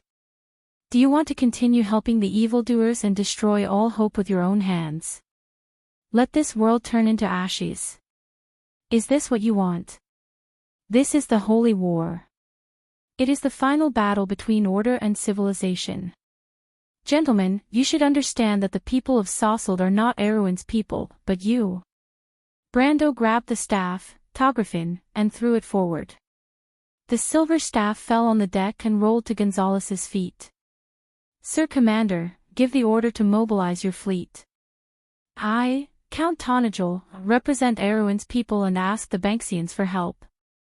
If you still remember the sacred oath, please turn your warriors around and let us fight for victory together. Sir, Gonzalez was stunned for a moment. The fleet commander with graying sideburns subconsciously turned around and glanced at his colleagues one by one. At this moment, perhaps they did not dare to forget the oath. Perhaps they could not forget the oath. But the time when the various countries of the world fought side by side and abandoned all prejudices for a common goal seemed very, very long ago. It was so far away that it seemed like a legend. Remember the oath of the past. No matter how dark and depraved it was, but those who rose up to resist had won in the end. Count Tonagel never thought that his voice would be so hoarse and dry. We understand. Thank you, sir. Brando waved his hand. He took one last look at the red-robed wizard who was fixed in midair, as if he was looking at a dead fish. Then he turned and walked out of the captain's room. Everything was far away. The darkness was still filled with the sounds of footsteps and splashing water. It was filled with the smell of blood flowing like a river. There were distant and hoarse howls. There was the loud sound of a huge object being overturned. Trees were burning, and when the bark peeled off, there was the crisp sound of death. The distant and ancient legend still continued to this day. In the darkness, he seemed to see a picture scroll. The raging flames reflected the whole sky. In the dark night, there were golden red clouds, and a rain of fire was falling from the sky. A huge incomplete moon stared at the cracked land behind the clouds. Lava spread out from under the surface. On the vast battlefield, the giants shining with the light of stars were engaged in a final battle with their enemies. The giant's father was bitten on the ankle by the giant wolf Fenrir, and a black shadow suddenly shrouded the pale moon. The giant's children fled in all directions, and a tall figure holding a giant spear came in front of the dying giant. Countless voices screamed, as if it was a picture of the end of the world. The burning spear pierced into the giant's father's chest. "We should have won," the heavy footsteps suddenly stopped.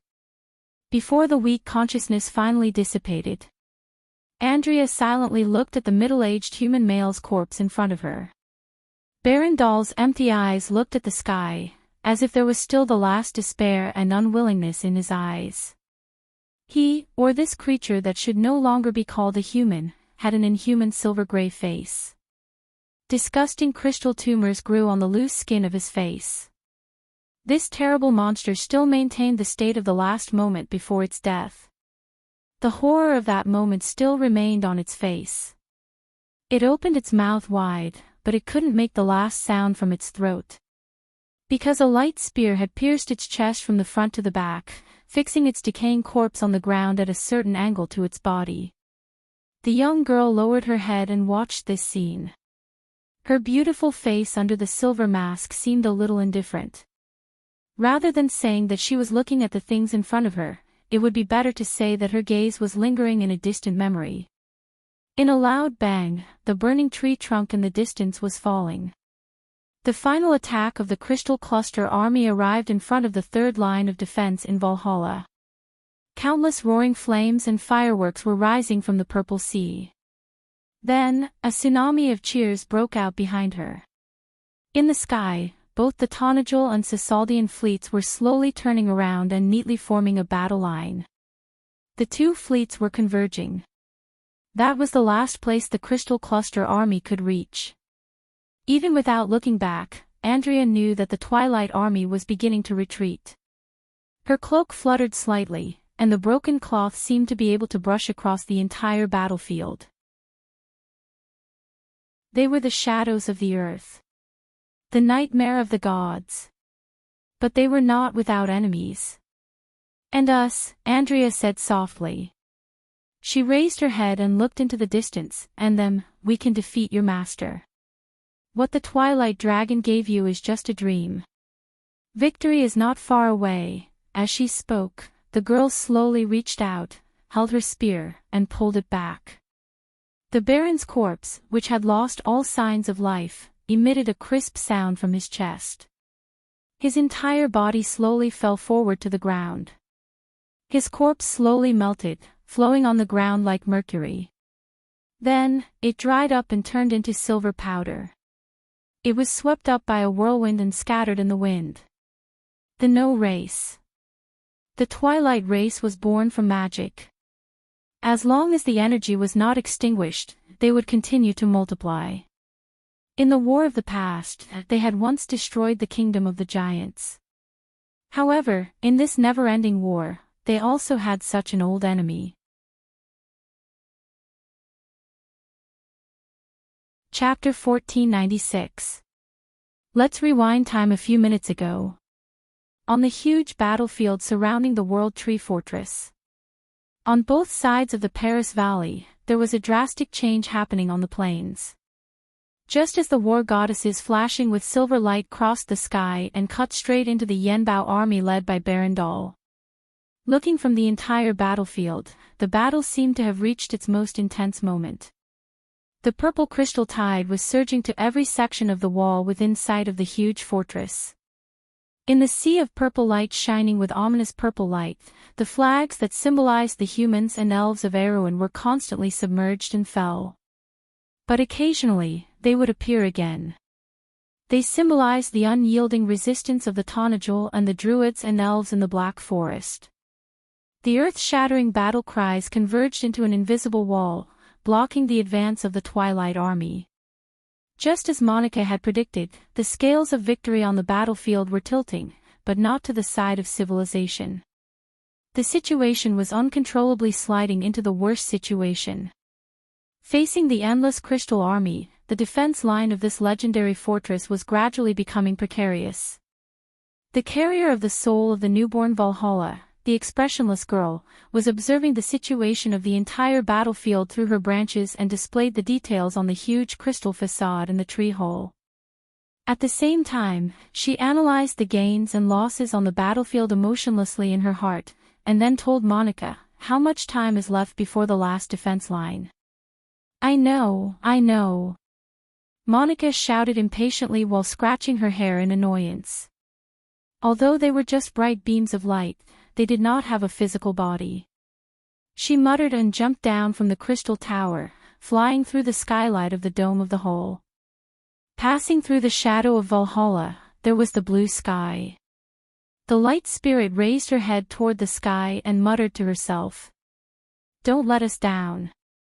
Such a scene was reflected in her magnificent eyes. The towering canopy of the World Tree had endless green shadows that shrouded almost the entire sky. The green leaves swayed in the wind.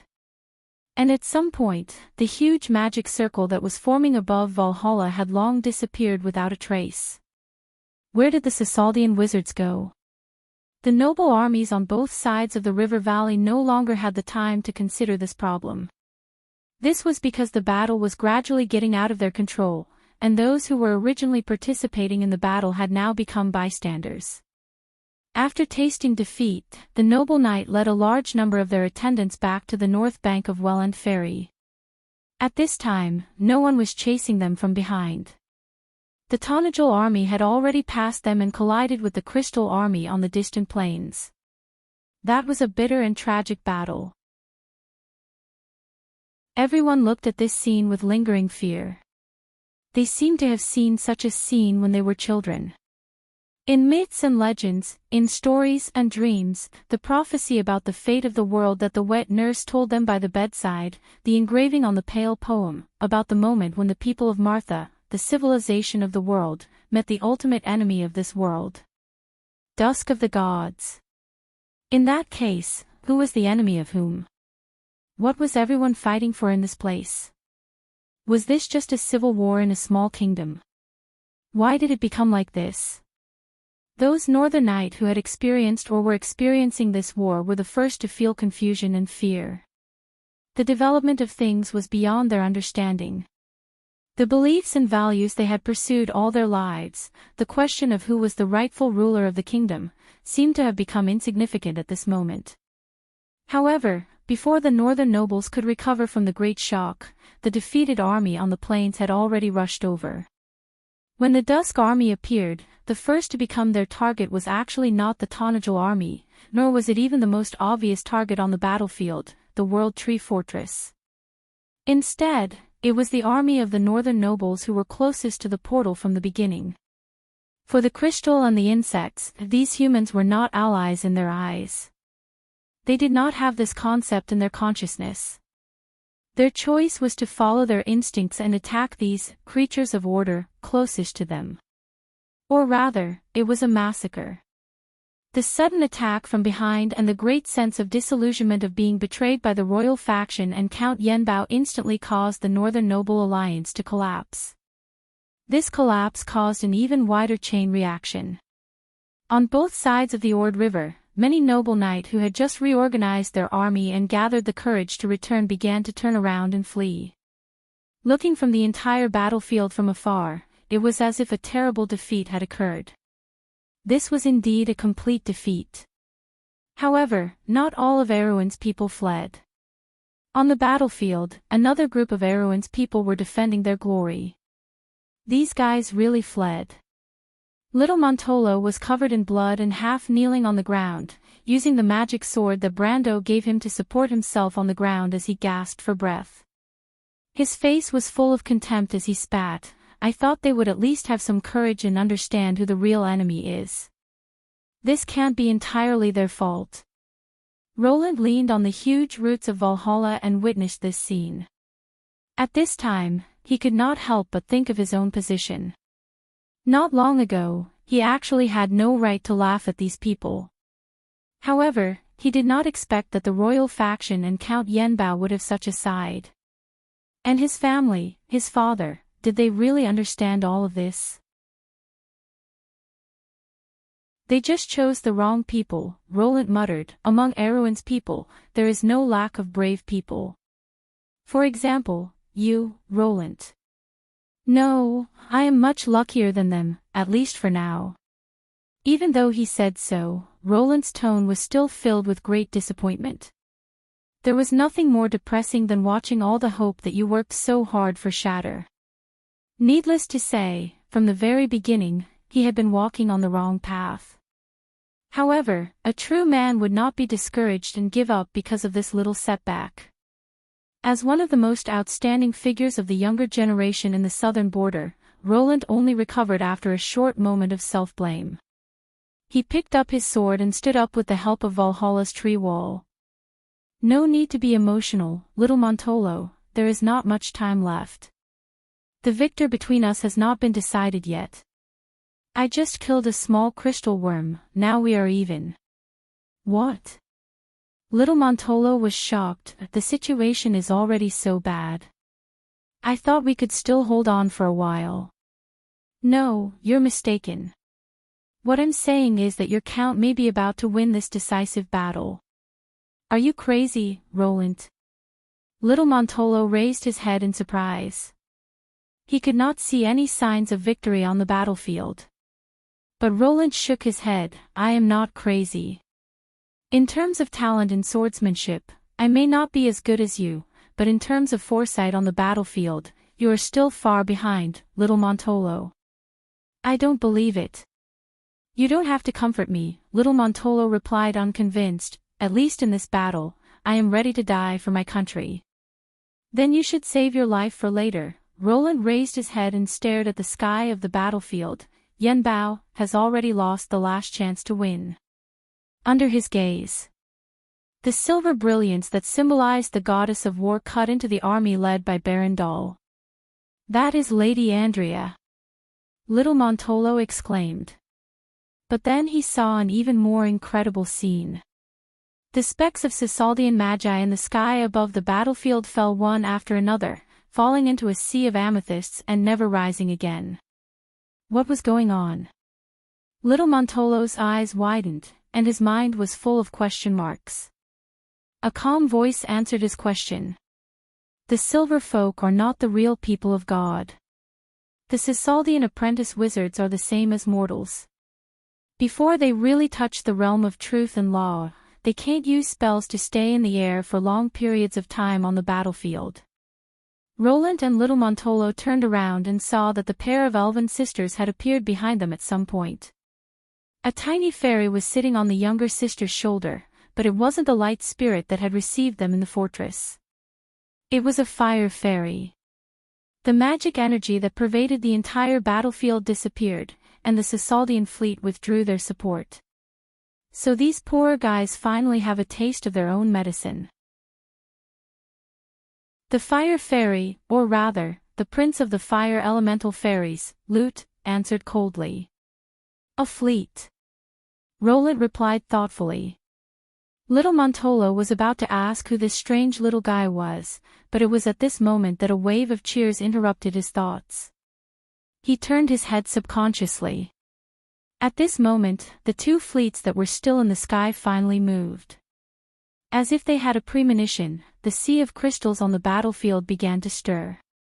Under little Montolo's surprised gaze, they began to retreat wave by wave. At that moment, the young man seemed to realize something in his heart. That thought was like a beam of light piercing through the darkness, shining straight into the depths of his heart. The Cisaldians had failed. They had won the battle in the sky. The Count had once again demonstrated his ability to create miracles. The army of dusk had lost absolute air supremacy on the battlefield at this moment. As if confirming his thoughts, the horseshoe insect army that had been circling above Valhalla Fortress suddenly flew up with a hum, welcoming the two fleets in the air. Everyone on the fortress felt the pressure suddenly lighten. The elven archers that had been fighting desperately against the enemies in the sky even fell into a daze for a moment, not knowing what to do. Fire, keep firing. Until the front-line commander shouted at the top of his lungs once again. The army of crystal clusters was slowly retreating, and the originally flickering sea of amethyst was broken. The land where the smoke had dissipated showed an ominous reddish-black color. The pitch black was the embers left behind by the explosions, and the dark red was the dried blood clots. In the distance, a few long streaks of smoke fell to the horizon, and even more floating battleships gathered into a torrent. They were like a school of sparkling fish, slowly moving towards the north. When they entered the formation one by one, the sides of the ship were exposed. The entire sky suddenly flashed with a dazzling brilliance. Cannons boomed above the clouds, and the light of destruction poured down like raindrops. The raindrops directly penetrated the horseshoe insect army and projected the light of death on the plains. A series of flashes lit up on the plains north of the Paris Valley. Even from miles away, the people on the city walls could still feel the tremors of the earth. However, that was just the beginning. In this era, losing the sky was equivalent to losing victory. Unless the Dusk Dragon was willing to invest more horseshoe insects here and regain the advantage of the sky through an overwhelming offensive. But under everyone's gaze, the huge black hole in the center of the battlefield was gradually weakening. Obviously, even the Dragon of Destruction described in the Pale poem was not omnipotent in the world of order created by Martha. It was not invincible. At least here, Erwin's people had obtained a true victory. All of a sudden, an even louder cheer broke out in the huge fortress. Like a tsunami, the cheers washed over everyone's soul. Prepare to counterattack. Monica, who was sitting on the skylight, was so surprised that she almost jumped up. She flew back to the hall and shouted at the expressionless girl of Valhalla. "It's time for us to vent our anger. Those damn northerners."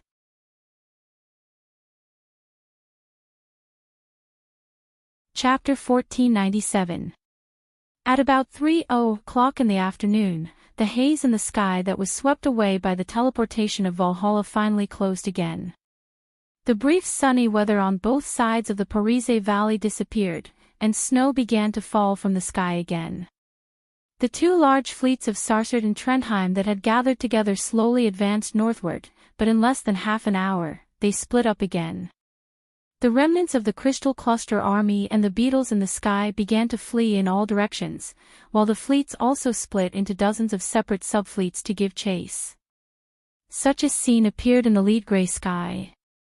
Against the background of the rising smoke on the horizon, the scattered fleets in the sky spread out into a huge fan shape like scattered sharks, like a giant hand covering the entire Parise plain.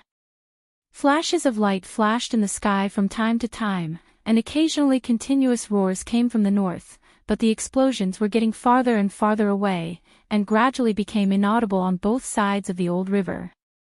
The defeated northern nobles on the ground were not attacked from the sky, but after the battle on the ground was over, under Brando's orders, Tanagel's forces on the ground had begun to gather and take captives.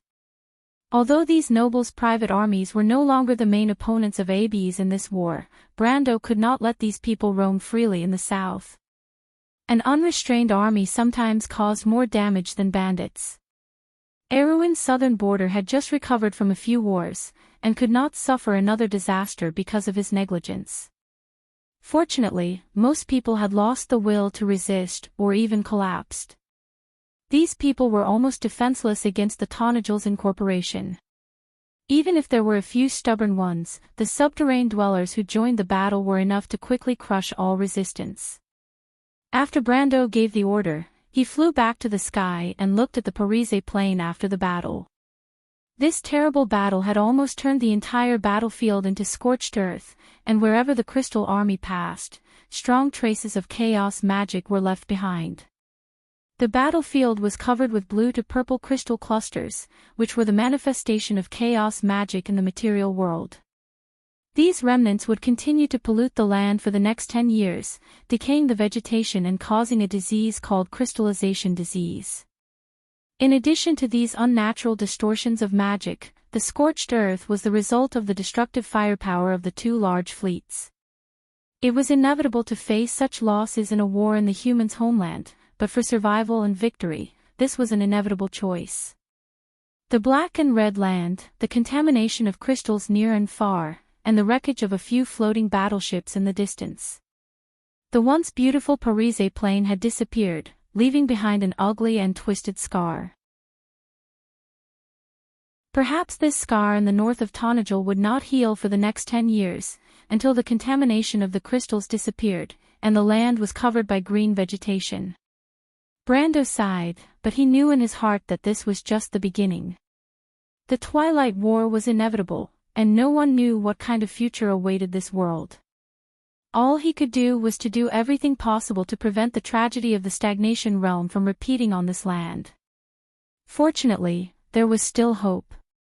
He looked at the ruins of Maxon City, searching for something. At the same time, he contacted Monica through the magic network of the World Tree that covered both sides of the old river. Lady Light Spirit's voice was distorted in the magic network. "My lord, there's good news. I just asked the survivors from Maxon, and they said that Lady Maynard and Red Copper Dragon Leto were fine before we launched the counterattack. However, they joined us in launching a counterattack against the noble army of Duke Grenoir's. There's no follow-up news for now." Lady Light Spirit's voice was a little distorted in the magic network, and she said in a sharp voice, "My lord, there's good news." Brendel was slightly relieved. Although he had a hunch that this would happen, he noticed that the defenses of Maxon Hill had not been completely destroyed when he first arrived. This meant that there were still people in the city organizing the defense. It was either by Jia or the Red Copper Dragon Leto. "There's another piece of news, Sir Overlord." Monica spoke up again. Well, there is someone here who wants to see you.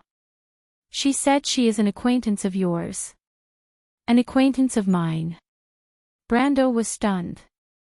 There were many people in Tonajal that he was acquainted with, but there were not many of them that Monica did not know. From the Light Spirit's words, it was obvious that this was an acquaintance that she had never seen before. "Where are you?" "We are in the ruins of Maxon City." "Can you see us?" "I see you." In fact, Brando had already seen the Light Spirit and the lady standing beside her. He could not help but be slightly startled. "Lady Irene." Brando slowly descended from the sky. He was pleasantly surprised to see the dear demon standing beside Monica. It was Irene, who had fought side by side with him in Kelsey's mausoleum. However, she looked even weaker than before. The crystallization disease had spread to her entire right arm and back. The combination of the purple crystal and the tissue of her body looked a little terrifying. However, Irene did not seem to have been defeated by the crystallization disease. When she saw Brando, her face showed a familiar smile. "Little guy, we meet again." Monica looked at the dear-bodied banshee and then at Brendel. She blinked her eyes and felt like she had missed something. "Can you leave Sir Kelsey's mausoleum?" Brando asked, a little surprised. Irene shook her head. "No, I left Sir Kelsey's mausoleum for the same thing. I felt the aura of the Twilight Dragon behind those people. You know, it is my master's old rival." Brando certainly understood the grievances between the Darkness Dragon and the Planeswalkers of that generation and the Twilight Dragon. He nodded and said, "They are the Cisaldians. The Grey Mages of the Bugas have chosen to side with the Twilight Dragon."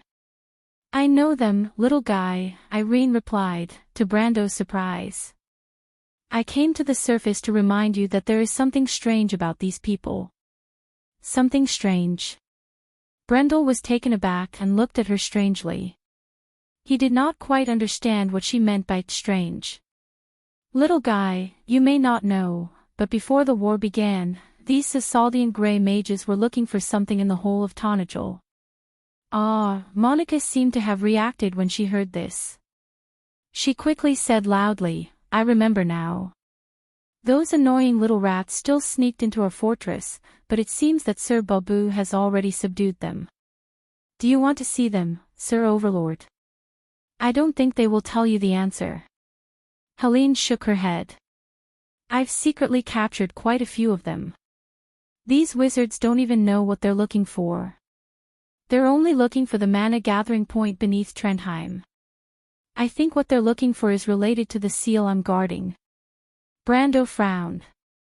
Madam Irene, what is the seal that Sir Kelsey and the Witch Empress are guarding? I don't know. Irene shook her head. Perhaps it is something important, but my master has never revealed any information to me or that dull pendulum. Brendel only shrugged when he heard that. Irene's words made him think of something, but all in all, the clues were still a mess. He knew that 1,000 years ago, Odin and the Flame King had started to set things up in Erewhon. Martha and the Twilight Dragon had also set their sights on this place. In short, this small kingdom was now a mess. Perhaps there was something important under Tonajol. Perhaps it was the long-lost holy sword of light of the 7 sacred swords. He might find out the truth sooner or later, but he really did not have the time to think about this problem now. At least for now, the Twilight Dragon's claw had been slapped back. Before it recovered, Tonajol was still safe for the time being. He just had to guard against the infiltration of the Sissaldian wizards. However, Brando had enough reason to believe that these annoying grey wizards would not have the leisure to do anything else soon. He raised his head and looked at the grey sky. I owe you another favor, Madam Irene. Of course, Brando could see that this place had experienced a great battle. The stone statues of the noble army and the crisscrossing vines on top of the ruins explained everything. This was a strategic route to Fort Mintel. If Irene had not blocked the Duke of Grenoire's army here, with the little forces of Allium Japonicum and the Reto, they would not have been able to wait until Fort Valhalla came to support them. Sometimes, Brando had to admit that fate was indeed full of all kinds of coincidences. If it had not been for the chance encounter in the underground tomb, he would not have been able to rely on the Paradise of Adversity deck to defeat William, let alone the Cruz Empire and the Holy Cathedral of Fire. Today, if it had not been for this dear-bodied banshee, he might have had to face the tragedy of history repeating itself in the land of Erewhon. The dear-bodied banshee showed a very chic smile on her face. Then you have to remember the favor you owe me. How do you plan to repay me? Don't forget that you are my little lover. Little lover. Monica turned her little head curiously at the side, and her eyes couldn't help but widen. Brando coughed a little awkwardly. He recalled the absurd scene that happened in the tomb and said with some embarrassment, Madam Irene, do you still remember my promise? I think I have found a way to solve it. Irene was slightly startled, but then her eyes lit up. Is what you said true, little guy? She was so excited that her voice trembled a little.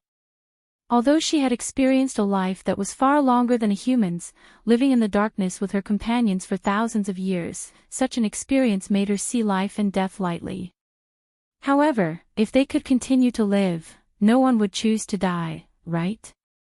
Even if Irene knew that Brando would not joke with her about this kind of thing, when it came to it, she could not help but feel dizzy in disbelief. You really did it, little guy.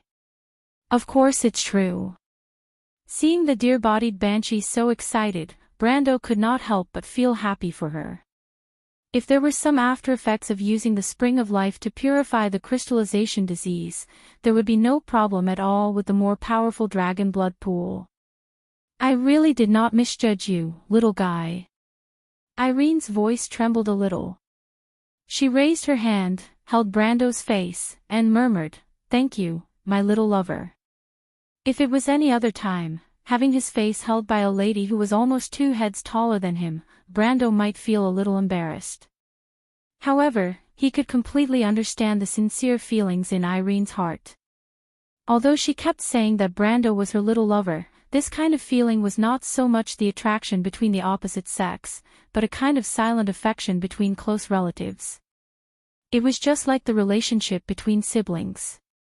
After a while, Irene calmed down, a trace of shyness flashed in her green eyes. Probably because she felt embarrassed for losing her composure, she grabbed Brando's hand and said, "Thank you, little guy. You have done so much for me, I also want to do something for you."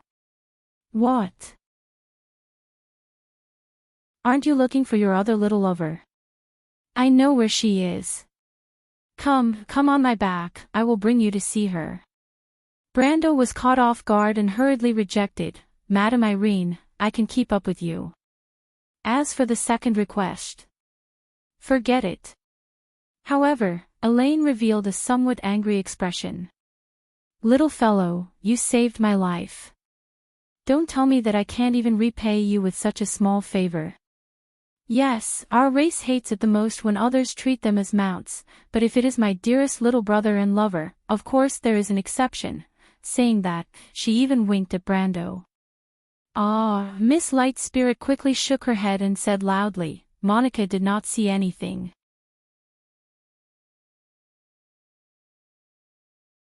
Chapter 1498. When Brando saw Maynard or Allium japonicum again, it was in a forest a few miles away from Fort Mind on the north bank of the Ord River. A camp belonging to the noble's private army was destroyed by the light cavalry here. After passing through the collapsed tents, the flag with the emblem of the Duke of Grenoires lay in the mud and was trampled on. In the tent at the end of the path, Brando saw his senior, who seemed to be sleeping soundly. Her eyes were closed, and her long eyelashes were motionless. Her snow-white neck and even chin were stained with mud and blood. She was wearing Erwin's knight's battle robe. Her injured chest was red, but fortunately, it was only an injury. As she breathed, her full breasts rose and fell gently. Miss Maynard lost too much blood and accidentally tore her wound in the final battle. The others couldn't persuade her. "I'm sorry, Sir Lord," Reto said apologetically. "It's not your fault, Reto." Brando interrupted the veteran. He knew that his senior was not like this. Maynard must have taken over the main personality in the final stage.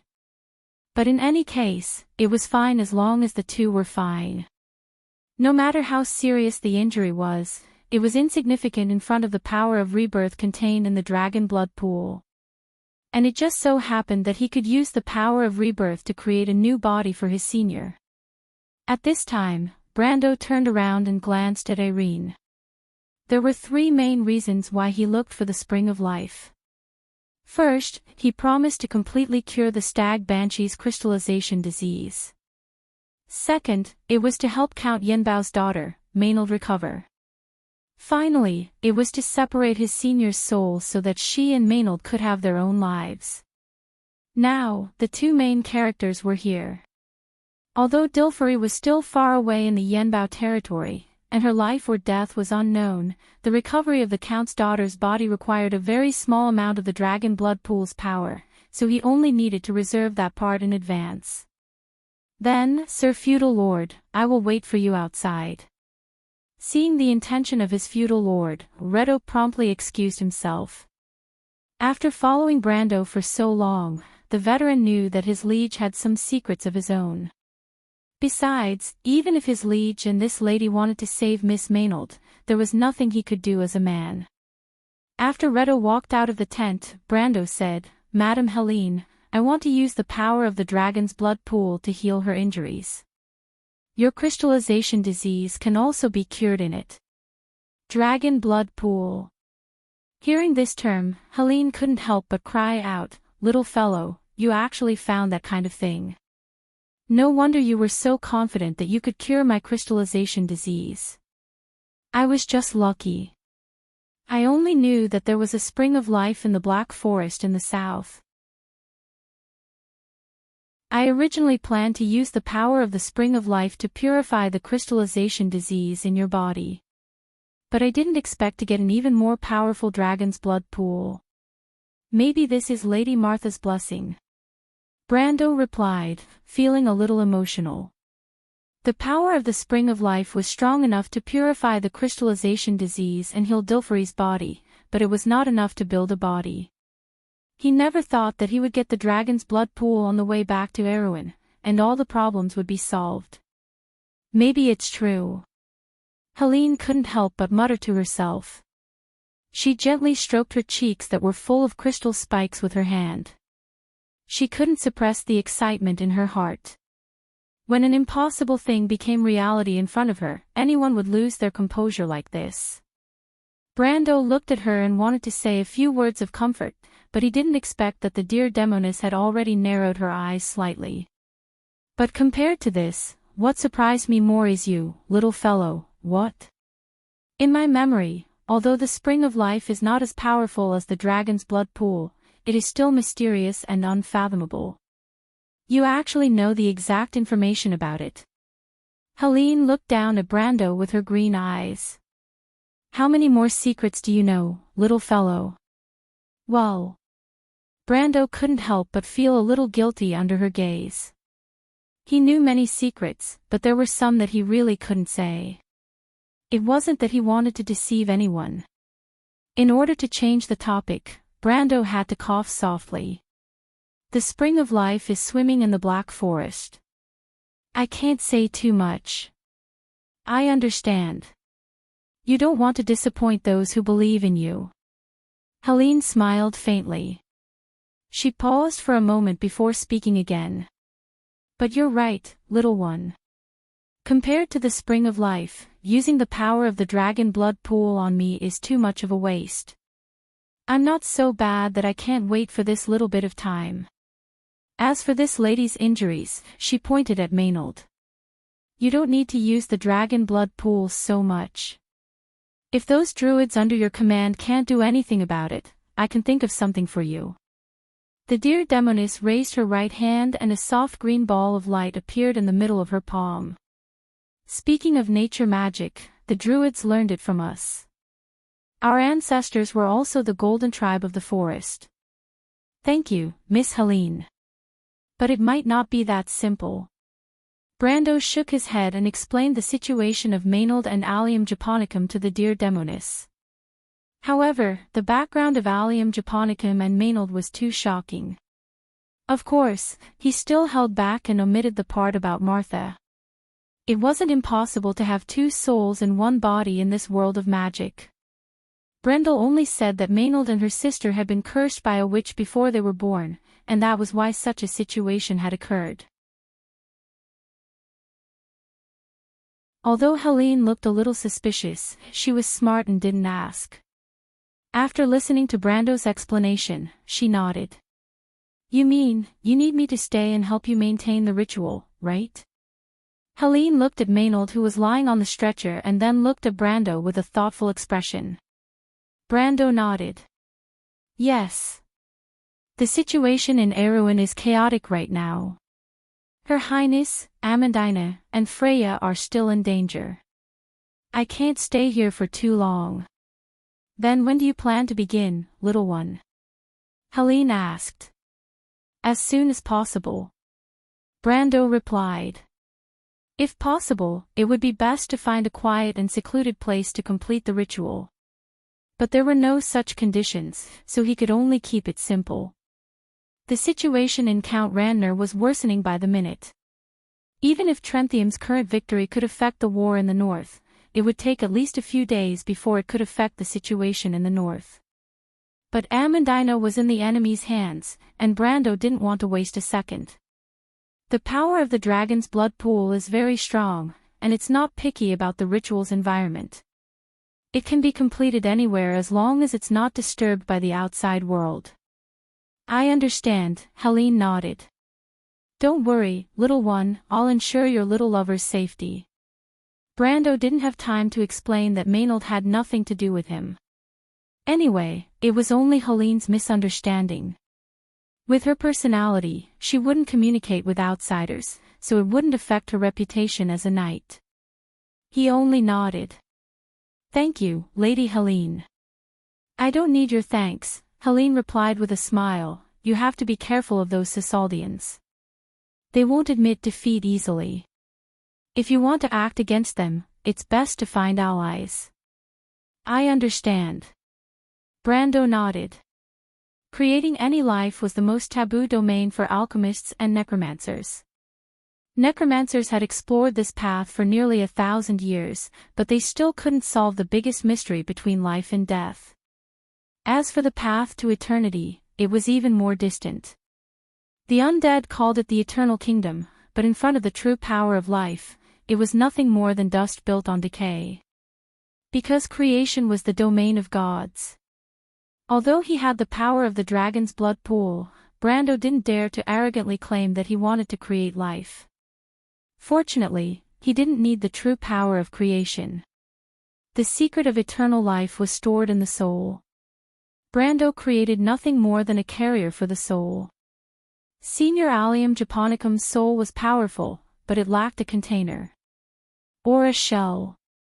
In fact, in theory, the magic circle Brando drew was also a kind of necromancy, but with the help of the powerful life force of the dragon's blood pool, it naturally wouldn't create something lifeless like the necromancers.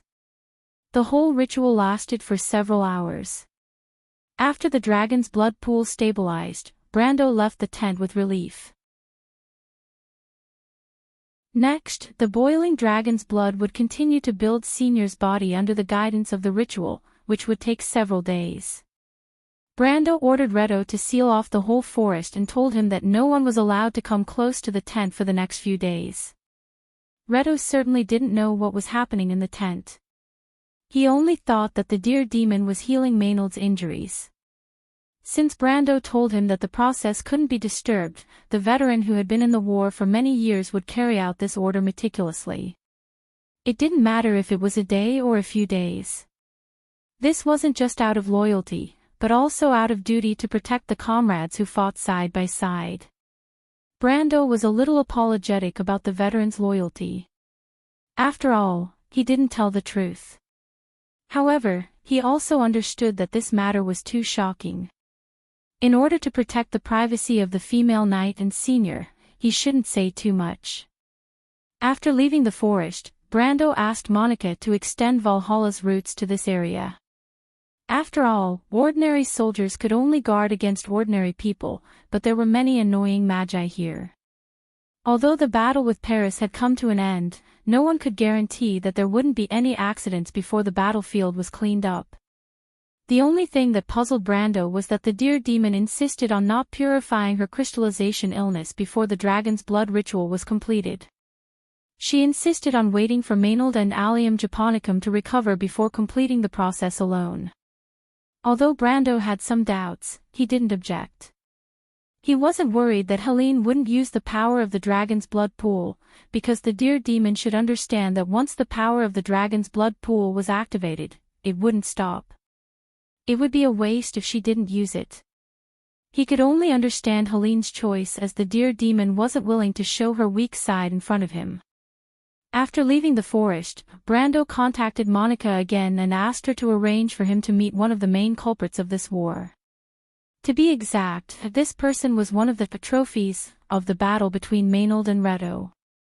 The other party was the Grand Duke of Grenoires. This Grand Duke was captured when Maynard and Redo launched a counterattack. Speaking of which, he was unlucky. In theory, the remaining forces of Fort Mind were far from enough to hold him back. However, when the army led by ABs launched an attack, this respectable Grand Duke was stabbed in the back by his own people. It was the Crystal Cluster Army and Horseshoe Beetles that Baron Dahl had summoned in a frenzy. Under the attack of these monsters, the Northern Private Army completely collapsed. Naturally, this Grand Duke was not spared. I don't want to see him, but it's not to show off that I'm the winner in front of him. If it was under normal circumstances, I wouldn't mind doing so. After all, I have a little bit of vanity. But now, he wasn't in the mood. In fact, he didn't have the time. Because compared to these, he had more important things to do.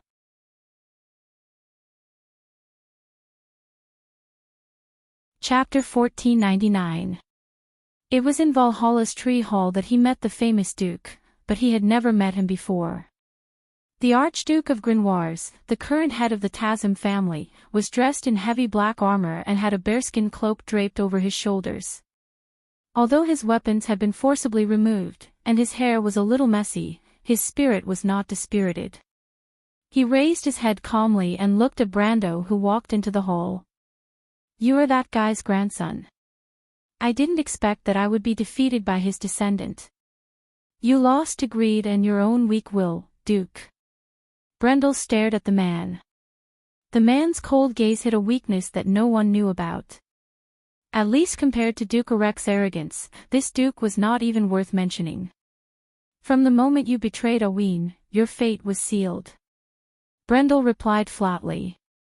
"Whatever you say," Grand Duke Grenoires replied. "Tell me," Brando said, "what is the matter with the royal faction? I believe they are fickle, but if they have the ability to endure, they would not have lost so badly in the last war." The Duke sneered. "Young man, if you're here to make me bow to you and that little girl, then I'm afraid I'll have to disappoint you. I'm not on the same side as you. You might be able to fool that old fool, but I happen to know that very well. In other words, you intend to bury the entire Tarsim family because of your stubbornness." The Duke's expression changed slightly, but he was silent for a moment and replied, "Young man, I want to remind you that the people of Sasselt are not to be trifled with. On the contrary, Duke, if the conflict between you and me is only the internal conflict of Erwin, then the price that the people of Sasselt have to pay has just begun." Duke Grenoires looked at Brando with some surprise. He could not tell if this young man was too arrogant or just too confident. "Tell me, Makarov or Oberway, who is the real mastermind?" Brando continued to ask without any expression. Duke Grenoires' lips twitched, but he did not say anything. Brando looked at him for a moment, and then turned to Anruff, the Archdruid of the Loop of Trade Winds. "Elder Anruff, please inform the Loop of the World and the Archdruids. Ask them if they still remember the agreement from the previous era, and if they still remember Lady Martha's standards. Tell them that if the Silver Folk allow their scum to interfere with the mortal world, then I will have to personally start a mortal war, and destroy the last pride of the Silver Folk in a sea of fire. My lord, go, they'll understand what I'm saying." Grand Duke Grinoelson frowned at the scene. He could not believe that a mere Count Tonagel dared to talk to the Druid's Ring of the World in such an arrogant tone, not to mention that the other party had even shamelessly claimed to destroy the Silver Folk. It was as ridiculous as the small states along the Silver Bay claiming to destroy the Cruz Empire. But what surprised him was that the Archdruid from the Loop of Trade Winds bowed respectfully to Brando with a complicated expression, and then left. Duke Grenoires certainly understood the relationship between the Tonagel and the Druids of the Loop of Trade Winds, but he did not understand why Brando showed him this scene. Did he want to scare him with these big words? This was simply too laughable. But his frown only lasted for a few seconds. Not long after Anruff left the tree hall, a white light suddenly flashed in the center of the hall, and a silver fairy appeared there. It was obviously spatial magic, and it was the legendary ultra-long-distance teleportation. Grand Duke Grenoires was not an ignorant ordinary person. He knew at a glance that the other party must be an ally of the Bugis, the Light Fairies, and the only fairy clan in the world that was good at law magic. Needless to say, the other party must have come to this place through the ultra-long-distance directional teleportation circle of the Bugis. And just as Duke Grenoires was shocked by this scene, the fairy lady spoke. She said to Brando somewhat sternly, "Brando, you can't do that. Although the private actions of the Sasseldans have seriously violated the principles of the Silver Alliance, you can't let the entire Silver Folk bear this mistake." Lady Tanya. Brando only needed to hear the voice to know who had come, although he did not expect the Bugis to come so quickly. Although the Bugis and the Loop of the World had different ideas, as a remnant of the order of the previous era, when he asked Enrich to inform the Loop of the World, the Bugis should have received the news immediately. After all, for them, this should be the most urgent situation next to the coming of dusk. But Brando was not interested in the Bugis' reaction. He was even a little annoyed. The petty actions of the Sasaldans could not be hidden from the Bugis. What they did in Erewhon was almost transparent to the other Bugis from the beginning. The so-called shocking of the entire Silver City-state seriously violated the principles of the Silver Alliance. If it was someone else, they might have considered it, but Brando did not care at all. He was very clear about the Bugis code of conduct. The Bugis obviously put the arrival of the Dusk Army as their primary consideration. As for the violation and even betrayal of the Sasaldans, although it also annoyed them, it was also a secondary matter to be dealt with. It was because of this thinking that the Bugis ignored Erewhon in the first place, because they could come back and clean up the mess at any time anyway. And as for what kind of upheaval would happen in the mortal world because of this, and how many people would pay the price of their lives, that was naturally not within the scope of the Bugis' concern. The arrogance of the cloud dwellers was vividly displayed at this moment. Brando could even guess that the Sasaldans were taking advantage of this mentality of the Bugis. As citizens of the Silver City-state, they knew the cloud dwellers better than anyone else. By the time the Bugis came back to deal with them, they would have already helped their masters get what they wanted in Erewhon. Brando knew the rules of the game of the Bugis. But now, he had returned to Erewhon, so the rules of the game had to be reformulated. Since the Bugis felt that the fire of Erewhon had not yet burned them, then he would add fuel to the fire. Since you don't care, then I'll make you care about it. Brando looked at Tanya somewhat indifferently. To be honest, not only the Bugis, but he was also very dissatisfied with this fairy lady. After all, she had a good relationship with Her Highness the Princess, but she also ignored everything that happened here and watched Griffin fall into danger. Seeing Brando's expression, Tanya was slightly stunned, and she sighed. I'm sorry, Brando, I know you blame me. No, I don't have to blame anyone, Brando said mercilessly. I only make a simple choice. I will declare war on the Sasaldans, or on all the Silver Folk, depending on your answer. No, you can't be so capricious, Tanya said with some annoyance. The most important thing now is to fight against the invasion of the Twilight Dragon. If you rashly start a wizard war, the Silver Folk and the mortal kingdoms will turn into a sea of fire, and we will fail completely. But before that, the Silver Folk will lose the authority from Tiamat because of the all-out war with the mortal world. You will lose your status as the world's guardian and the right to be arrogant. You know all about it. Tanya's eyes widened in surprise. Brando did not answer. Ever since he received the highest authority from Martha in the stagnation realm, he had understood everything. This was an era of mortals defined by Martha, and it was impossible for power to be unrestrained. In the game, the Wizards' War eventually destroyed themselves, and the Slate War caused the Bugis to fall to the mortal world. This was the root of all this. The fairy's face became serious. She hesitated again and again before she admonished, Brando, you have to consider the price of doing this. I understand your hatred for the Sasaldans, but are you going to let it blind you? You still don't understand, Lady Tanya. This is not hatred. Brando shook his head gently. What I see clearly is that the arrogance of the Sasaldans comes from the Bugis, and it is precisely because of the Silver Folk's self-indulgence that all this has happened. This is not only the responsibility of the Sasaldans, but the responsibility of all the Bugis. He paused for a moment, then answered word by word, however, you still deal with this responsibility with arrogance, so I think that such a Silver Alliance is no longer enough to fulfill the heavy responsibility that Lady Martha has given you. Lady Tanya, you can't save our world. Tanya took a deep breath, and a surge of anger suddenly surged into her chest.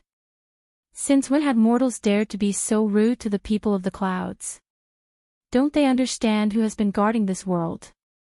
But she glared fiercely at the young man, but did not dare to speak arrogantly, because she knew that the other party had the ability to perish together with them. Should she endure the humiliation, or should she turn into ashes with the mortals?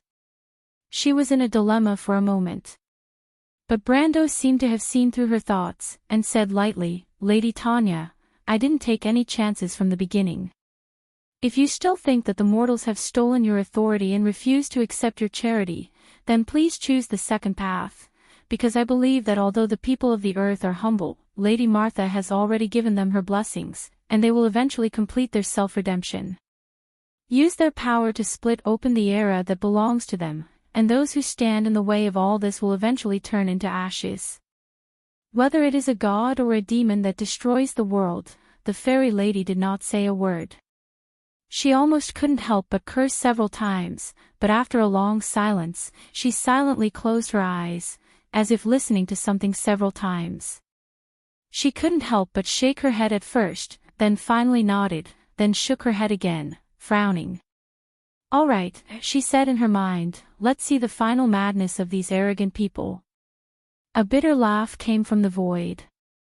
After a long time, Tanya looked at Brando angrily and said, "Since Lady Martha has given you that crown, very well, we give you power. This is to tell you that the Buga people are not as arrogant as you think. You are just mortals, you don't understand where power comes from. I want to see how you will save this world, and I hope you won't regret it." Brando did not explain anything to Tanya's sarcasm. He just thought silently for a moment. He understood that at this moment, he had truly taken over the responsibility that Lady Martha had given him. He thought that when he took over all this, he would not be able to continue, because what ability did he have to decide the future of this world? But when this moment came, he felt a sense of relief. Because there was no need to hesitate. There was no need to talk about regret. He just needed to let go of everything, and use all his strength to move forward.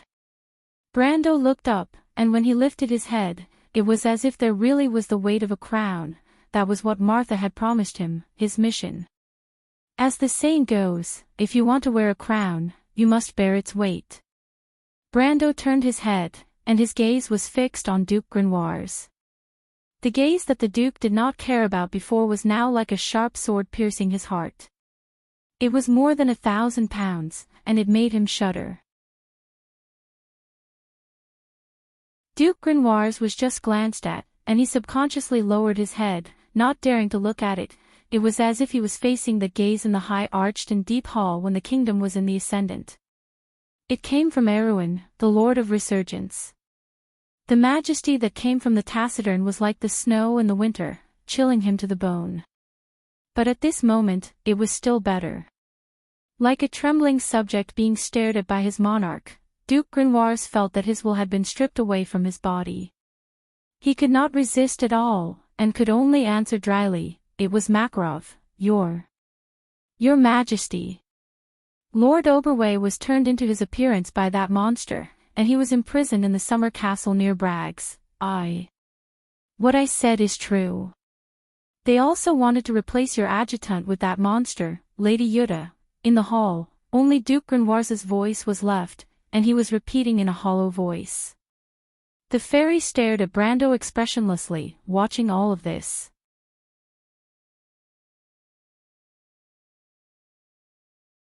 Chapter 1500. Magadol looked at Canterbury City from afar. The trade town that connected Silver Bay to the wilderness of the Four Territories seemed a little lonely in the morning fog. This was not the city she was familiar with. Those who relied on the daily operations of this huge city, the farmers, craftsmen, and the merchants who shuttled through the various trade routes, were usually busy at dawn, waking the city from its slumber. Before the first ray of sunlight fell, the ancient city would be filled with fresh colors. But today, the city was like a sleeping beast, silently creeping on the fertile fields outside the aloe forest. The morning breeze blew through Magadol's hair, and the unusual atmosphere in the air made the princess of the church even more uneasy. In the huge military tent behind her, the noises of dispute represented the various lords of the allied forces from the Silver Bay region. They had yet to come to an agreement. After the disaster of White Mountain, the Wind Elves announced a blockade of their borders, and prohibited any outsiders from passing through their territory. The Alliance army's path to the north was thus cut off, and the people were discussing whether they should change their route through the wilderness of the Four Territories, through the territory controlled by the Empire's Red Army. They had all kinds of concerns. But the most important factor was the safety of the army. Since the fall of the Black Moon, there had been no news from the wilderness of the Four Territories. The humans and the Wind Elves had withdrawn from the confrontation, and the last news that the Red Army was trying to get close to the forces of the Crown Prince in the north, but then the entire army mysteriously disappeared, as if they had disappeared overnight. Before the disaster of White Mountain, Veronica asked the Wind Elves to send scouts to the west of the wilderness of the Four Territories in order to determine the location of the Red Army. But when the elves reached the east of Anzaruta, they only saw a large number of Highlanders migrating north. The Highlanders' homeland was completely turned into a sea of fire due to the fall of the Black Moon, and the migration of the Anzaruta region triggered a group reaction from the Highlanders. The clans that originally lived on both sides of the Buta River, the river was located to the east of Vargas, where Brando had once passed by, and in Anzaruta's territory, it was the most ancient and sacred land of the Anzaruta Highlanders, migrated north to the Red Mountain region, and the local clans of the Red Mountain continued north to the south of the wilderness of the Four Territories. Among these migrating clans, none of them claimed to have seen the crew's army disappear on the road. And after the disaster of White Mountain, the elves closed the country, and news from the north and south was cut off. Some people speculated that the Red Army may have been destroyed by the Twilight Dragon, or the most optimistic explanation was that the crew's people were besieged in the southeast of the Evergreen Corridor. In fact, after losing the natural barrier of the Highlanders of the Anzaruta, the area of the wilderness of the Four Territories and Evergreen Corridor had become a possible enemy territory. In other words, no one dared to guarantee that the Allied army could safely pass through this area. There were always differences, but under the insistence of the ferocious Alpha Wolf of the Anzaruta family, the Allied army still approached the vicinity of Canebell. Here, Duke Brandon finally had to give up his unyielding style, and for the first time, an intense argument broke out among the nobles. Canebell, the most important trading city in the west of the wilderness of the Four Territories. After passing through this strategic hub, they would only need to walk for another 2 to 3 days to reach the safe southern border of the Alcash Mountains. But at the same time, this route was also the most dangerous choice. Ever since the fall of the Black Moon, the Wind Elf scouts had never come to this area. The fall of the Black Moon had created a hideous wound between the sublime inland sea and Anzaruta, and the end of this wound was at the westernmost part of Canebell. The map had lost its function here, and the disaster had changed this place beyond recognition. It was more like a black hole that chose people to devour. With the appearance of the first ray of sunlight, the morning breeze began to warm up. But the scouts that were sent out had yet to return. Magadal knew that the people's hearts were becoming more and more unstable. Without any warning, a coarse and large hand was placed on her shoulder. This Princess Antua Buroa was slightly startled and turned her head. Her blue eyes were filled with worry and surprise as she looked at her grandfather. When she opened her mouth, her voice was so light that it seemed to be able to break the silence of the morning. "Grandfather, why are you here? Aren't you in the tent persuading everyone?" "As you can see, persuasion is only effective at certain times. Everyone knows the danger ahead." The old Duke walked to his granddaughter's side and looked at the horizon as he replied. Magadal shook her head. This was the war with the dusk. It was a legend written in the history books, but they were unlucky to be here.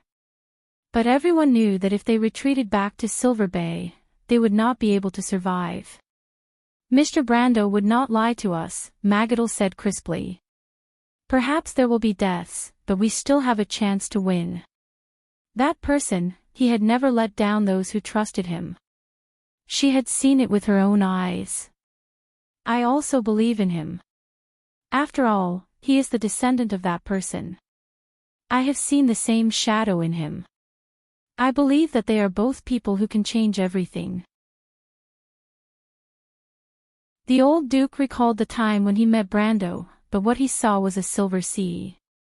Countless fluttering spears and flags, and in the vast wilderness, the knights were chanting the name of that person. But in the end, they all turned into a single note. Victory! Victory! Victory! That tall figure stood motionless. Until it became a monument that was engraved in everyone's heart. Behind it was an ancient family name. Then why don't you say it clearly? Magadol asked. Brando shook his head. Everyone is brave enough. What more can you ask for? But bravery is one thing. Being afraid of death is not cowardice. The key is that people know the value of death. A worthless death is dishonorable. But Lady Veronica is still waiting for us. Babel Fortress is in danger. We promised Mr. Brando. That's why I'm standing here with you, isn't it? The old man winked cheekily at his granddaughter. I hope the scouts can bring back good news from Candlebell City. If Lady Martha can still hear our prayers, it means that she has not given up on her children. The wind blew in from the wilderness outside Candlebell City. The two suddenly stopped talking and turned around at the same time. The morning fog had retreated into the depths of the forest. The forest in the distance was undulating like waves, and the wind was mixed with the rustling of the leaves. But Magadol suddenly realized that under such a natural sound, the fierce argument in the tent had disappeared. Did the lords come to an agreement? How could it be? They would not be able to solve the problem without arguing for at least an hour. Brando was an experienced general. He immediately pulled out his sword and protected Magadol behind him. Before he could finish, Duke Malvis from the Sword Poke Forest came out of the tent. Behind! Behind! The latter screamed with a pale face. When he walked out of the tent, he tripped and almost fell into the brazier. If it weren't for the guards at the side who quickly caught him, he would have died. Brando took him from the guard and helped him up, trying to wake him up. At the same time, he asked, "Damn it, what happened?" He looked into the tent. The tent was in a mess. Huang! Dusk! Duke Malvis stuttered and tried to push Brando away. Look at you, you good-for-nothing brat from the Malvis family. Wake up! The old Duke angrily threw him to the ground and grabbed his collar. What the hell happened? Tell me! He roared. Duke Malvis seemed to have woken up. His eyes regained some focus. He opened his dry and cracked lips and was about to say something. But at this moment, a scream attracted Brando's attention. He turned around and saw a few knights rushing out from the forest in that direction. My lord, our scout is back! The knight shouted. Before he could finish, a man covered in blood was carried over. He was still conscious and shouted, My lord, we found them. They, who? Blank threw Malvis aside and asked with a frown in that direction. Cruz's men, the Red Army.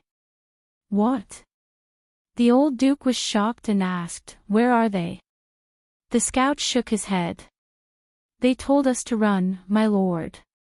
It'll be too late if we don't. What the hell are you talking about? Frank had a dissatisfied look on his face. The quality of the soldiers of the Silver Bay States may not be as good as the elites of the other empires, but the scouts were the sharp blades of the army. How could they not speak clearly? Even the most basic level of calmness could not be maintained. Brando was about to scold him, but before he could say anything, Duke Malvis, who was sitting on the ground, suddenly stood up and grabbed his arm. Listen to him, leave this damned place. Duke Malvis shouted with a pale face. Brando was about to scold him, but he stopped. He seemed to have realized something and pushed Duke Malvis's hand away. He walked quickly to the edge of the forest and looked towards the northwest of Candabel. It was in the opposite direction of Candabel City. The vast forest formed a sea of green, and there seemed to be a few inconspicuous black dots in the sky. Brando, the White Wolf Grand Swordsman, was very sensitive. This was not the first time he had seen such a scene in the 60 years of war. He knew that it was not dust on the horizon, but a large group flying in the sky.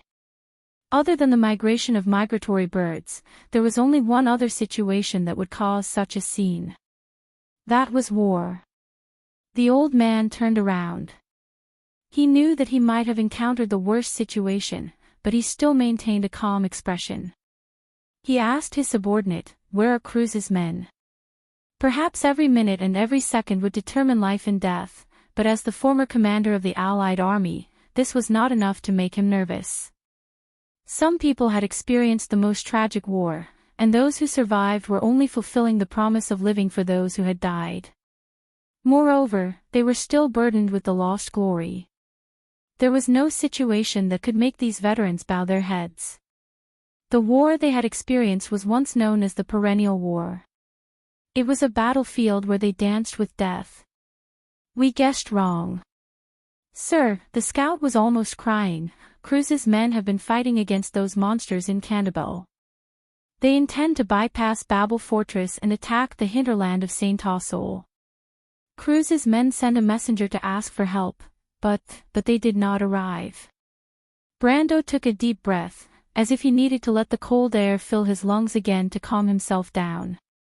Duke Malvis stumbled forward and grabbed his arm again. "Let's go, Uncle Brando." In a moment of desperation, he almost called out the name he used to call the strict elder when he was young. At that time, his father was still alive, and he was not the master of the Malvis family yet. Behind, there are also those monsters, countless of them. If we don't leave now, it'll be too late. It's already too late. Brando shook off this useless fellow. He understood that the others might have already brought their men and fled. He pointed sternly at the tip of Duke Malvis's nose and said, "Go and get the others back. Our only chance is to retreat into Candabel City." "No, I can't do it." Duke Malvis shook his head in fear. Brando snorted coldly. He turned his sword around and swept the hilt of the sword across the fellow's stomach, causing the latter to bend over like a shrimp in pain. However, the old Duke quickly grabbed the fellow's collar again and pulled Duke Malvis in front of him. He said loudly, "I saved your life because of your father. Listen carefully, if you don't want to die, do as I say." However, Duke Malvis still looked hesitant. Brando could not help but shake his head in disappointment. "You are far from your father, little fellow from the Malvis family," he said bluntly. "No matter how fast you run, can you escape the eyes of the heavens?" Duke Malvis's jaw dropped. He seemed to have finally remembered who was the most authoritative expert here. No one could be compared to the Deputy Marshal of the Allied forces 60 years ago. He subconsciously asked, "Uncle Brando, how can I get the others back?" "I know what you're thinking," Brando replied. "But if we don't gather together, even if we retreat into Candabel City, we will still die." Seeing Duke Malvis stumbling away, Magadal, who had already regained her composure, could not help but ask, "Grandfather, can we really defend Candabel City?" The old man shook his head. Magadal was a little surprised at her own indifference to safety. She suddenly realized that this answer did not cause any ripples in her heart. Perhaps it was because she had already expected this answer. She suddenly thought that this could be her burial ground, but she was not afraid.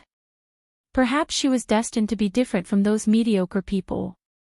After a moment of silence, she asked again, "If Cruz's people can hold on for so long, can we? Cruz's people can't either." Brando sighed.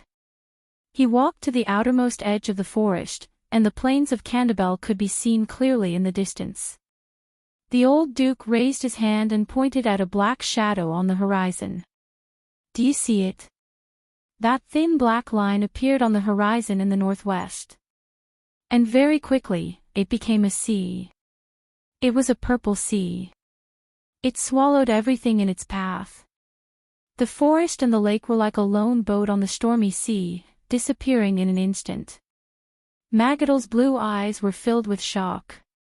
Do you think Cruz's people can stop them? Brando asked his granddaughter. Magadal shook her head silently. The old man was silent. Then he said, they came from the Alkash region. What? The cracks in the sacred oath caused by the catastrophe of White Mountain could not be hidden from the Twilight Dragon. It's a pity that the Crimson Army did not manage to send the message. Next, it's our turn, he sighed. No one can stop them from entering the heart of the Elven Palace. Cruz's people are done for, and Saint Tossol's people are about to bleed to death. Is there any hope for this world? Babel Fortress still has Cruz's people and the elves stationed there. They will not let this happen without doing anything. The attack will not be independent, Brando said. The Twilight Dragon has been preparing for this for so long. This is the signal for an all-out attack. Babel Fortress is also in danger. We are still here. We will delay them in Candabel for as long as possible. Magadal seemed to have made up her mind. She said firmly, we will replace Cruz's people and send the message out. This will allow the elves to be on guard. The old man was silent and did not answer directly. But Magadal had already seen the answer from her grandfather's face. Is it difficult? The Crimson Army is 10 times stronger than us, Mary. Magadal clenched her fists. The nun princess thought of many lines in her heart, but she still could not believe that their last hope was lost so easily. There must be a way, right? She could not help but ask, then what should we do? Is this it? Grandfather, didn't you always say that even in the worst situation, there is always a glimmer of hope? The old man shook his head. There is still Brando. He could not do it either. Even his grandfather could not do it. Brando thought to himself. Perhaps the elves in Madara could put aside their differences and allow the undead army to enter. But even then, he did not know how much they could save. Moreover, it was not so simple behind the scenes. Even he could not do it. Magadal kept her mouth shut. Perhaps it was because nothing could be changed. At this time, the nun princess' heart calmed down. She did not know why, but at this moment, she recalled the conversation she had with Griffin in Vladipest. In the small hut, the cheers of the students on the field could be heard from time to time. In the white porcelain cup on the tray, the fragrance of tea rose in spirals. 2 girls whispered about their dreams and visions. At that time, it was just a simple pursuit, but today, it was her best friend who realized it first. Who could say that it was the naivety of a girl? She chased after her own destiny. Thinking back to how she met the people of Abes, it was more like a strange dream. And that person, her knight. My best friend, have you achieved your dream? She prayed silently in her heart. Brando suddenly frowned and made a sound of surprise. This made Magadal come back to her senses and looked at her grandfather with some confusion. What's wrong? But the old man did not answer directly and only shook his head slightly. He seemed to have seen this scene before. It was Alkash in the cold wind.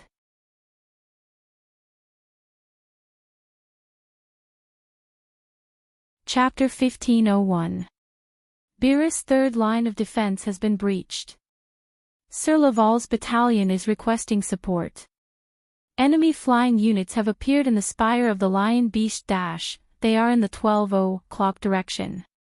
Veronica's face was cold. The female legion commander gestured to the crossbowmen from Adidas not far away. The officer saluted her and rushed to the top of the fortress with the heavily armored crossbowmen. Purple arcs of light lit up the sky from time to time, but it was enough to illuminate the entire huge battlefield. Bright spots of light rose and fell one after another, reflecting the light blue network behind it. It was a light curtain about 10 kilometers wide. Behind it, a behemoth had completely risen from the ground and was suspended in midair. Its surface was shining with a metallic luster, like a hexahedral prism thousands of meters long. And that was the Tower of Babel. Against the backdrop of this giant tower, the crisscrossing mountains in the Alkash region were like a pocket-sized sand table, and the human defense system was more like a linear distribution of dust. As for the human soldiers who relied on these fortresses to resist, they were almost invisible. However, no matter how small their existence was, when their numbers were enough to cover the entire valley, they still dyed the entire earth with color. On one side of the undulating mountains was the red battlefield of the Cruz people, and on the other side was a turbulent purple sea. The two sides were intertwined. Veronica was watching the crossbowmen moving up the walkway of the city wall from afar. At this distance, more than 60 crossbowmen were as small as a creeping black line. The horseshoe beetles whistled down from the sky, and the crossbowmen had to stop and erect tower shields. From time to time, some of them fell off the city wall. Here, death was nothing more than a common thing. Veronica's heart was calm, as if life and death could no longer make her heart waver. This mechanical indifference shrouded everyone on the battlefield. She frowned and put one hand on her lower abdomen. The scale-like armor was covered with eye-catching rose red, and there was a 6-inch-long thong there. Just a moment later, another light purple arc of light streaked across the sky. The intersecting mountain ridges, as well as the intricate valleys hidden beneath them, the entire world was illuminated by the purple light, down to the finest detail. But a moment later, the world returned to darkness, and the ferocious battlefield disappeared without a trace. The elementalists on the omniscient spire were preparing for a counterattack. Their chanting echoed in the night sky, and bright golden rings of flame appeared above the clouds. A rain of fire appeared in the sky. The golden-red flames left a long trail behind them, like molten steel pouring down from the clouds. The sparks fell into the depths of the valley of Alkash. Before the flames landed on the ground, a dense sea of crystal clusters was reflected. They advanced through the sea of fire. He was also trampling on death. Although the crystal clusters had yet to break through the last few lines of defense. But it was not far away. In Won's history, the defense of a fortress was never isolated. Even the legendary Tower of Babel, which was built by the gods, was the same. However, with the fall of that era, the defensive system built by those great existences had long since disappeared. The glorious history had become the past, buried under the dust. Today, it was only covered with scars. Although the Wind Elves and the Cruz people had rebuilt this system. But how could the poor craftsmanship of the mortals be compared to the miracles created by the gods? Babel once had the reputation of never falling, but now, no one dared to boast. The defenders all understood one thing. This fortress could be their spiritual support, but in fact, it did not have many trump cards. Veronica stood in place and occasionally looked to the west, where the elves' position was. At this moment, arrows were falling like rain. The Golden Elf archers' powerful dominance on the battlefield effectively stopped the advance of the Crystal Legion army. However, the silhouettes of huge crystal legions immediately appeared in the sea of crystal legions. The floating purple crystal legions began to advance again. The elves were forced to retreat, and gaps appeared in the complete line of defense. The Wind Elves had transferred the most elite Hurricane Corps and the Elven Court Guards from the wilderness of 4 realms. The former was the archenemy of the Red Army for 6 centuries, while the latter was the Commander's Guard passed down from the Age of the Wise Ones. They used to be the 24 Wind Knight. But the King of Lorendale, the commander of the Wind Elves, Istavil, knew better that he did not have enough power at his disposal. He had no choice but to divert half of the most crucial elven archers to support the human allies, or else the remnants of the green and black legions of the Kurlutzians, which had been painstakingly preserved from East Metz, would bleed to death in this war. This was a consideration on the battlefield, but more importantly, the elves valued their promise. Although the two sides had been mortal enemies several times in the past few centuries, the oath engraved on the slate 1,000 years ago also existed. Perhaps on this day, when the elves decided to choose such a place to die in battle, they would not hesitate to believe in the people behind them. Even if the other party was the Cruse people. The battle had reached the most white-hot stage. Stormy waves were not enough to describe the offensive of the Crystal Cluster army. The human fortresses that were still standing at the forefront fell one by one. The knight who sent the order was reading out the names of the troops that had not fallen yet, but the list was getting shorter and shorter. Sir Marks and his Highland Infantry Battalion have asked for help. Sir Spruce is still there. Sword Master Wade and his battalion are retreating. Parchments were thrown on the aisle one by one. Finally, there was one last parchment left in his bony hand. At this moment, the third line of defense had collapsed. But there was one last reef in the midst of the raging waves. Sir Vala is still there. Sir Vala and the others have retreated into Fort Golden Falcon. When he read it for the third time, the knight looked up in shock and said in a trembling voice, "Sir Laval. Sir Laval and the others are still there." Many people were stunned. In the Latch of Wa, there was a place called the Shetty. A brown river flowed through this place. On that fertile land, there was a group of people who had fought against the mountain people for generations. They were the descendants of the Cruse people, but they were not accepted into the mainstream society of the empire. The Shetty people liked to ridicule the empire people for being petty because they were the descendants of the warriors. And for decades, every Shetty person hated the empire for betraying them. The empire tolerated the mountain people, but forgot the Shetty people. Count Laval was a Shetty person. He was stubborn, old-fashioned, and dogmatic. He was not accepted by the upper classes. What was more irritating was that he was a so-called dissident. In short, he was a loyal follower of Queen Constance.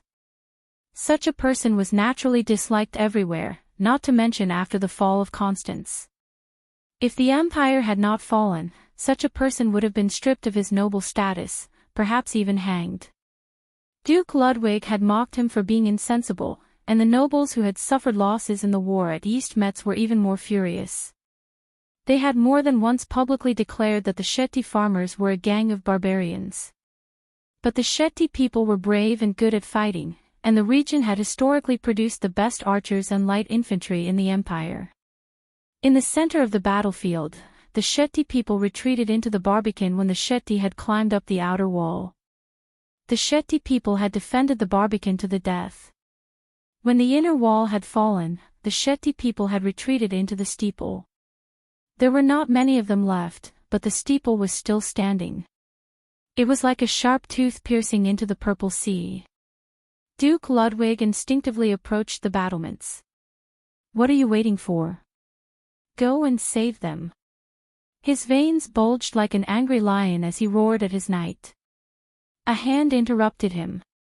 Mangrove looked at the knight who had sent the order. The knight's voice was a little stiff. "Sir Laval and his soldiers have requested for support. What kind of support do they need?" "My lord, see for yourself." A small figure climbed to the top of the spire and raised a flag on the top of the spire. "It's Sir Laval," someone exclaimed. But more people stared at the flag in silence. It was a brown flag in the shape of a piece of land. It was the land that the Shetty people had guarded for generations, their homeland, the fertile land surrounded by brown rivers. The brown white-bellied falcon represented the fearless spirit of the Shetty people, and the ears of rice contained the deepest hope of the land. Under the ears of rice, a lion held a skylark in its mouth, and the Shetty people were also loyal and trustworthy. It was a raging purple wave. It was also a lonely flag. Many people shed tears, feeling regret for what they had done in the past. These farmers from the Shetty people had proved their loyalty and bravery to the Empire, but the Empire could no longer make up for its narrowness and prejudice. Perhaps this was the root of everything that had fallen apart. At this moment, Mangrove suddenly thought of the small border country in the south of the Empire, the fearless king, and the sword that he had taken away. Duke Ludwig leaned weakly against the wall and remained silent. They request to use the golden flame angel. The knight who had sent the order replied in a low voice. Target? Mangrove asked softly. The knight who had sent the order opened his mouth, but in fact, everyone already knew the answer. Like a king who needed both a scepter and a sword to maintain his dignity, the golden flame angel was Babel's sword that symbolized justice and dignity. The golden light gathered from the bottom to the top along the hexagonal prism. They might have traveled for several kilometers, but in fact, it only took a moment for them to gather at one point. The sky seemed to have been lit up, and the clouds were burning fiercely. A fiery red light shot down from the top, straight into the dark mountains, and then scattered into tens of thousands of light beams, plowing through the sea of crystal clusters. With just one blow, tens of thousands of crystal clusters were turned into ashes. The attack of the entire purple sea was stopped. But in the center of the light beam, only the scorched remains of the towering spire were left. The flag turned into ashes and drifted away in the breeze before dawn. Some noble ladies even covered their faces and cried out. Their cries echoed on the city wall, but they could not suppress the earth-shattering battle. The golden flame angel should not have been used at this time, but people knew that only the bravest deserved a sword. The Shetty people had proved their bravery. When Mangrove walked down the city wall, he patted his old friend on the shoulder, which meant to tell Duke Ludwig, many people would die here, but those who survived would have to fight on. In the Spire of the Lion, a battle that had no suspense was coming to an end. Humans had no hope of winning.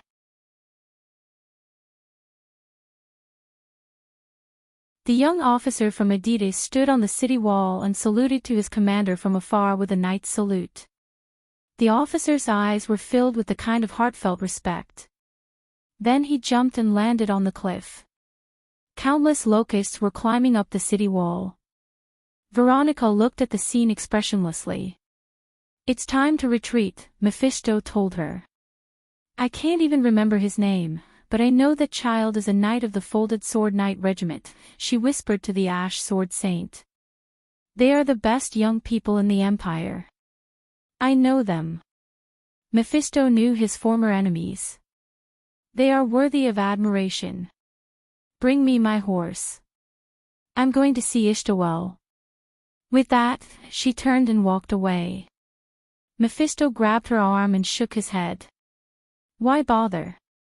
You know it won't work out. The elves also have their difficulties. Besides, you are still injured. We may all die here. This injury is nothing, Veronica replied softly. Do you want me to give up? We can still retreat now, but there will be nowhere to retreat. Yeruda stared blankly at the mess left behind after the dispute. The table was overturned to the ground, parchments and map cylinders rolled to the ground. The elven guards stood awkwardly at the door, not knowing whether to advance or retreat. The king of Lorendale, who was wearing a black velvet coat and had a thin face, shook his head. He bent down to pick up the military map from the ground. His skinny palm was as pale as a vampire's. The face of the elven lord could be described as withered. His deep-set eyes seemed to contain a bright flame, but his lips were extremely thin, as if he was indifferent and extremely opinionated.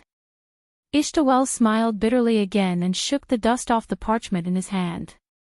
The fury of the female army commander left a deep impression on everyone present, but he just did not expect that after so many years, she still had the same temper as when she was a little girl. Why didn't you agree with her? Yeruda finally could not help but ask. Although he was a little afraid of the person in front of him, he did not show his emotions. Why should I agree? Ishtawel looked at the young crown prince and asked. Isn't this self-saving, at this time? What is self-saving? Ishtawel asked. Relying on Madara.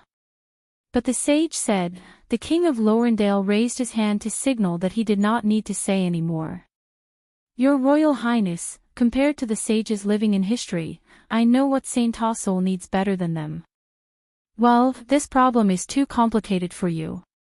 Maybe you should spend more time learning how to be an elven crown prince. The guards outside the door heard the words and looked at each other, thinking that the king was talking nonsense again. This time it involved the Wind Empress, and he was not very respectful to his Royal Highness. But fortunately, perhaps they had been accustomed to such a scene for a long time.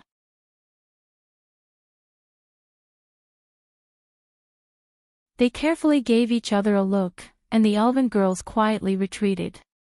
Perhaps others could pretend not to hear this sentence, but Yoruta could not. He felt insulted. He was just the son of a hunter, and he had suffered enough these days. The elves did not put him and his sister in their eyes at all. Some people even mocked them as bumpkins. He took off the crown from his head and could not help but say loudly, I know, you don't think highly of us at all, but I didn't expect anything.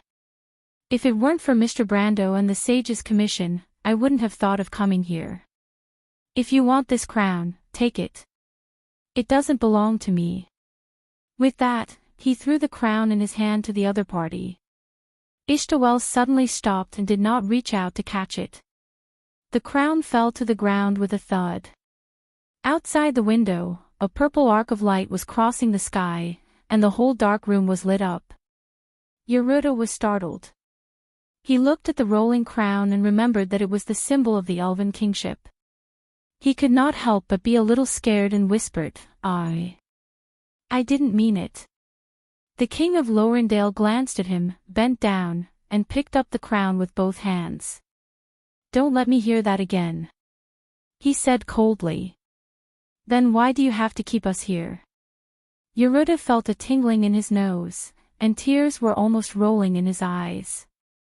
He was really aggrieved and scared. Since you don't want to, let us go back. My sister and I are not elves.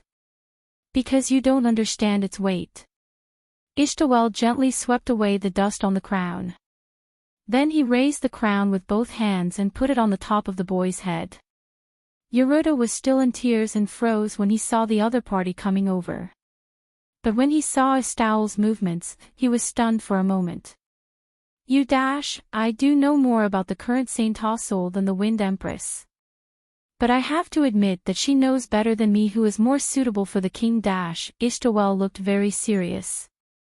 The Wind Elves have long lacked a culture of tolerance, so they are not accepted in the mainstream of civilization. Perhaps a human king is the opportunity to change everything.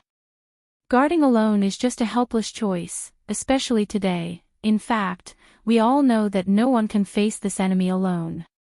In that case, why don't you agree? Yoruta wiped his tears and sniffed. You clearly know that Madara is not behind the White Mountain. I'm sorry, I overheard your conversation. Ishtawel did not take it seriously and corrected Yoruta's words seriously. It's us, not you. The elven lord looked out of the window, the light reflected in the depths of his pupils on his thin face. Outside the window, dark clouds hung low. In the sky, the aerial knights of the Kurlutz and the Farnesane had also joined the battle. The battle was extremely intense, the light of magic almost lighting up the entire cloud layer. 1,000 years ago, it was also the same situation, he muttered to himself.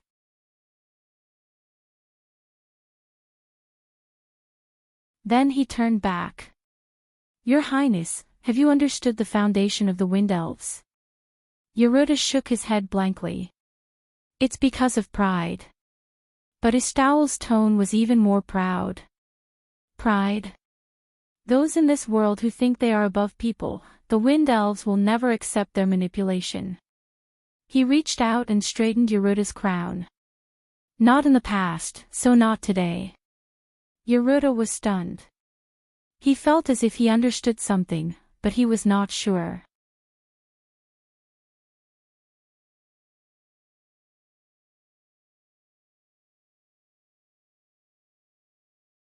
Chapter 1502.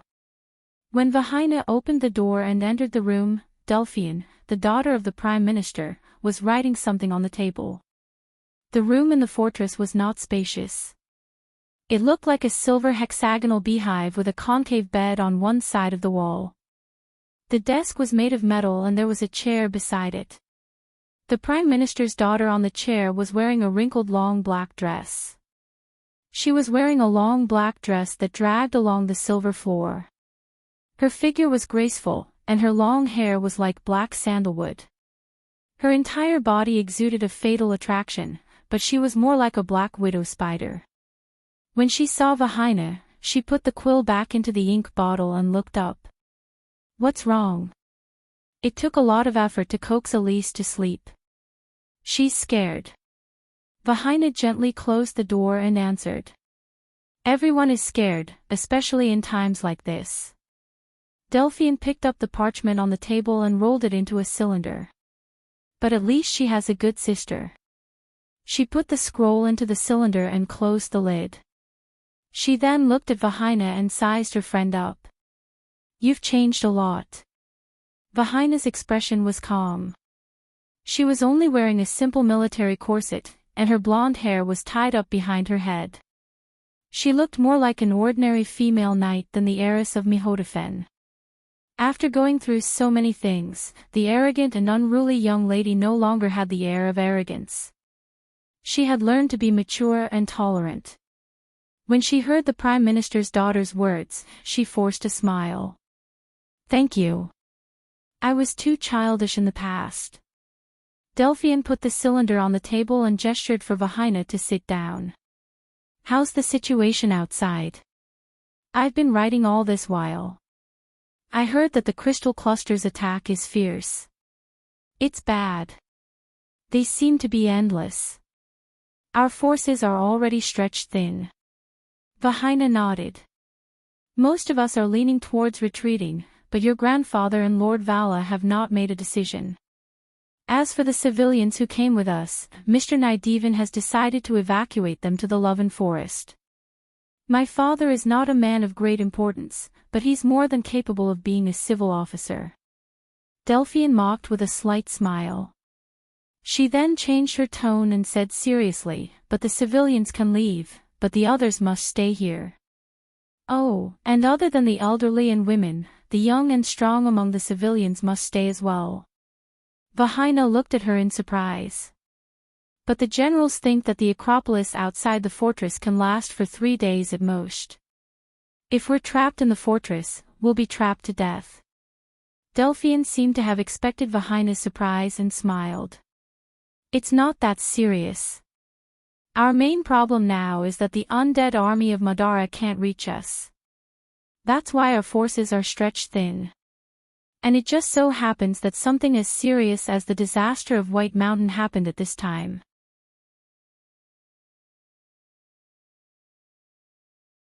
The elves sealed the borders, and the army and Madara confronted each other at the border.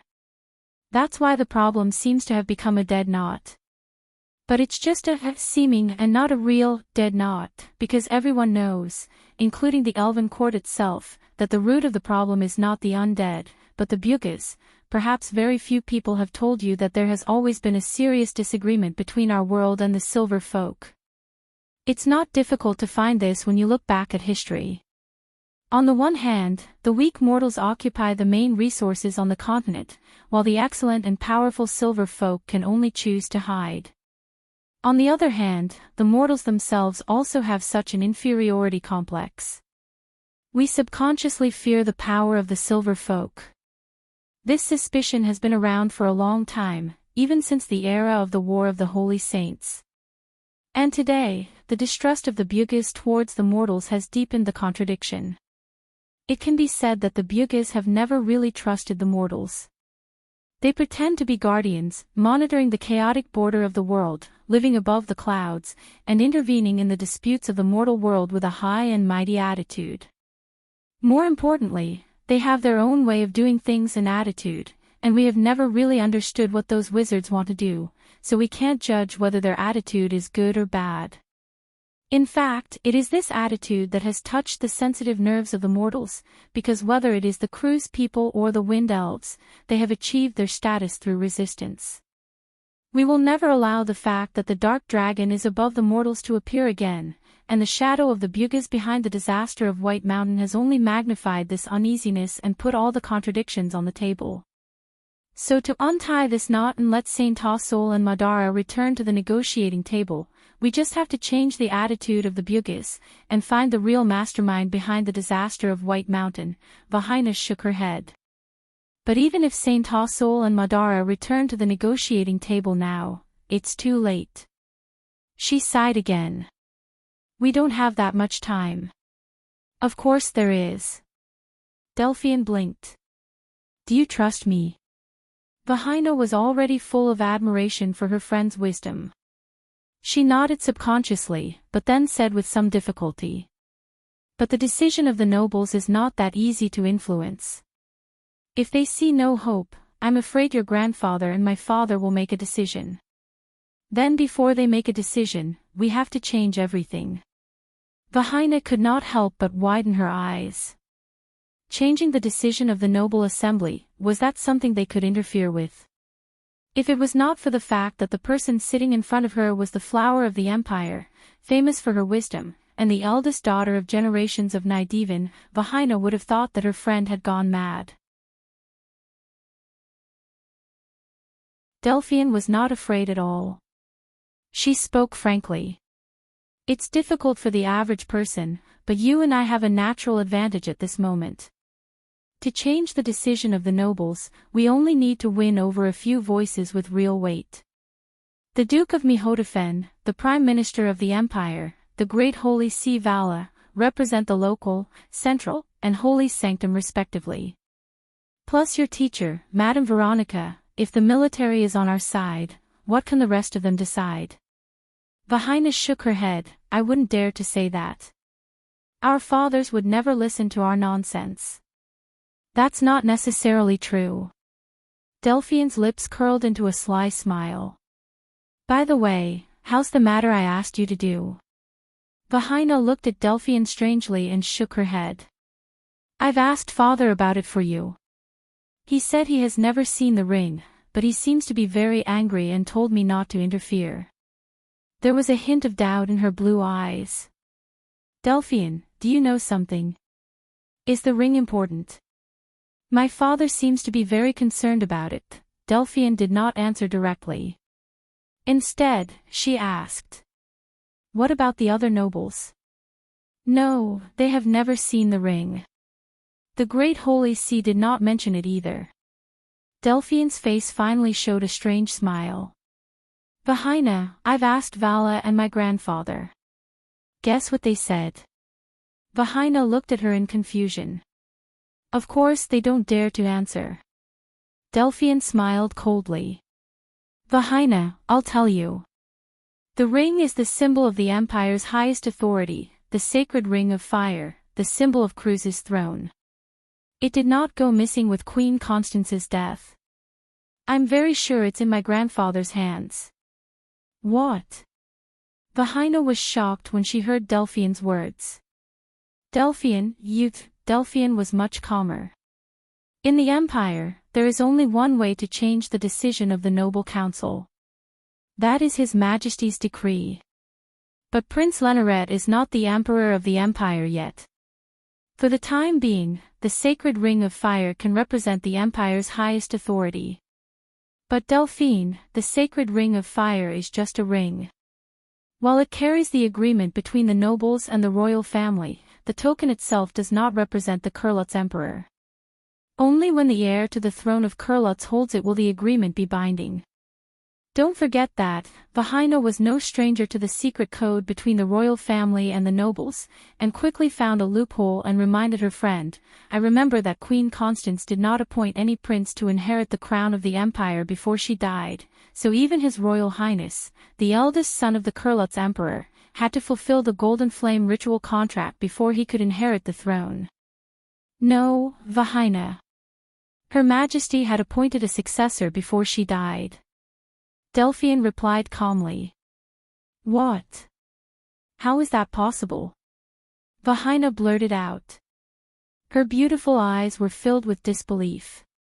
Wasn't it rumored that she plotted to kill all the successors? Prince Leneret only managed to escape because he took refuge in Erewhon. I saw it with my own eyes.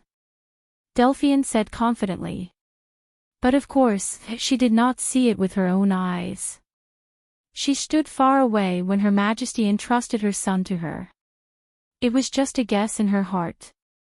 Of course, she was now sure that her guess was accurate. Her Majesty had appointed a successor before she died. According to the agreement between the nobles and the king, she handed the ring to Great Saint Vala and my grandfather for safekeeping. Vahina was puzzled. You mean they hid Her Majesty's will? But that's unbelievable. Delphian, can I be sure that everything you said is true?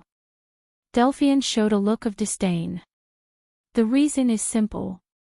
The successor appointed by Her Majesty Constance is not anyone from the royal bloodline. Even though Vahina tried her best to hold it in, she could not help but cry out when she heard the news. She asked her friend with a trembling voice. Delphian, the successor appointed by Her Majesty, could it be you? Delphian covered her mouth and chuckled. She could not help but laugh. What are you thinking? You know this person too. He is not Her Majesty's political ally. On the contrary, they are enemies. Vahina frowned. The Queen of Silver had too many enemies. She couldn't even count all of them in the Empire, not to mention the vast sea outside the Empire.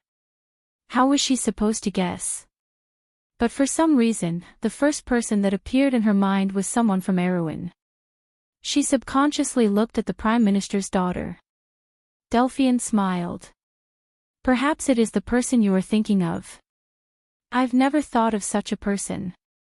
Vahina hurriedly defended herself without thinking. But the moment she spoke, she realized that something was wrong.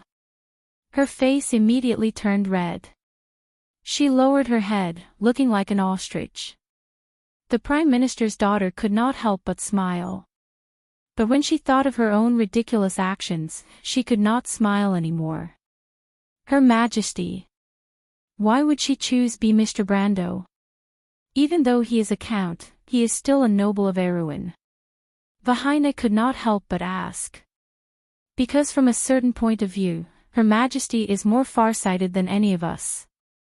Delphian also sorted out her emotions. A glimmer of light flashed in her light purple eyes. That was the kind of person she admired the most. Changing the decision of the nobles of Cruz is just the beginning. The Wind Elves, Fanzin, Madara's envoy, and the nobles of the Silver Cove who may arrive at any time. In order to convince everyone that there is still hope to defend this fortress, we must balance the forces of all sides. This is almost an impossible task, but there is still a possibility. The royal siblings of Saint Tassol, although their identities are rarely known, but at the critical moment, they will definitely be swayed by that person's opinion. And the old white wolf of Silver Cove, and now the nun princess, are even closer to him. The attitude of the druids of Aloranta has long been known. And there is also a well-known fact, that is, the silver folk also support him. He's the only one who can fuse these fragmented powers together. Now, all he needs is a stage. In fact, Her Majesty has already given him the key to this stage. That is the highest laurel of the Cruz Empire. She personally gave it away. That may be the last hope she left for the world. Delphian was silent. 1440 years ago, the dwarf king Caliphate abandoned the covenant and withdrew from the Holy Alliance with the Temple of Earth. 1130 years ago, the Hazel people and the four holy cathedrals announced a break. 1000 years ago, the four holy cathedrals successively established their country. From that moment on, the sacred oath was no more. The covenant of the seven kings had long since ceased to exist. But perhaps on the sacred White Plains, the people may one day gather again, and when they choose the Holy King with the sword, a new era will begin. That time, he will be the Flame King Gretel. And this time, what kind of name will be engraved on the azure stone tablet? She clenched her fists. Vahina, we must fulfill Her Majesty's last wish and let the Holy Ring of Fire find its rightful owner, Delphian told her friend seriously, but I have to do something. So you must convince your father, my grandfather, Veronica, and Mangrove to support this matter. Me? Vahina pointed at herself, extremely surprised. How can I do that? Besides, what about His Highness Leneret? That is his throne. Aren't we going too far? And there are many nobles in Ludwig who support him, including General Mangrove. They will not support us. But they must support the Holy Ring of Fire. The nobles will not go against the agreement. Delphian smiled mysteriously, and this is not a plot to seize the throne, we are just borrowing it for a period of time, all for the sake of justice. I believe the Crown Prince will understand. Really? Vahina was a little doubtful, but she did not think that her friend would lie to her, not to mention that she did not know what was going on in the head of the Prime Minister's daughter. This is the agreement, Delphian winked playfully at her, and don't worry, I will convince His Highness Leneret. Vahina was silent for a moment, but she finally made up her mind. She looked up and asked, then what should I do? Delphian smiled, revealing her foxtail. You have the secret of the Holy Ring of Fire. As long as you can convince your father, my grandfather, and the great holy sea Vala, you can use the ring to influence the noble's decision. Although I believe my grandfather and the great holy sea are hesitant, you must understand that an agreement is an agreement. They will compromise. Then there is the Wind Elves. The elves keep their promises. If Cruz chooses to stand firm, the Wind Elves will most likely not sit idly by. Most importantly, although the royal siblings have not exerted any influence on this negotiation, they have the power to make the final decision. The elves will not go against the will of the Ring of the Wind Empress. If you can represent the Count, I believe they will make their own choice. Vahina took a deep breath when she heard this. She never dreamed that in this small room, in just a few moments, she and her good friend had discussed such a huge conspiracy. This was not only a fight for the throne, but also the future of the continent. If what Delphian said was true, then did it not mean that they had decided the fate of countless people in just a few moments? Vahina could not help but reevaluate her friend, as if she wanted to see how much ambition was hidden in her. What about you, Delphian? What are you going to do? Of course, to live up to your expectations. Didn't I say before? Delphine replied with a smile. That's what I'm going to do. At that moment, there was a rhythmic knock on the door. Delphian looked up. It seems that the person I have been waiting for is here, she said. Vahina turned around and saw an unfamiliar lady standing outside the door. She was very tall, much taller than most men. She wore a long silver robe and held a staff in her hand. Her bright silver hair casually draped over her body. You're here, Mistress Mithril, Delphian said apologetically. I'm sorry about what happened to Mr. Rajak. That has nothing to do with you, the silver dragon sighed. Everyone can die in this war, and I believe that my lover died a worthy death. She paused for a moment, then spoke again. Let's go, Leviathan has already entered the battlefield. If we are any later, it will be difficult for us to leave this place. Delphian nodded, picked up the letter on the table, and stood up. Thank you for your trouble, Mistress Mithril. Vahina, we will meet on the White Plains. Take care, my friend. You're tuning in to the LoveLore Library YouTube channel. We're so grateful for your support, and don't forget to subscribe to join us on this incredible journey through captivating stories. Your generosity through donations truly makes a world of difference, as it's the primary source of revenue that allows me to expand and enhance this channel for you. Thank you from the bottom of my heart for being a part of this adventure.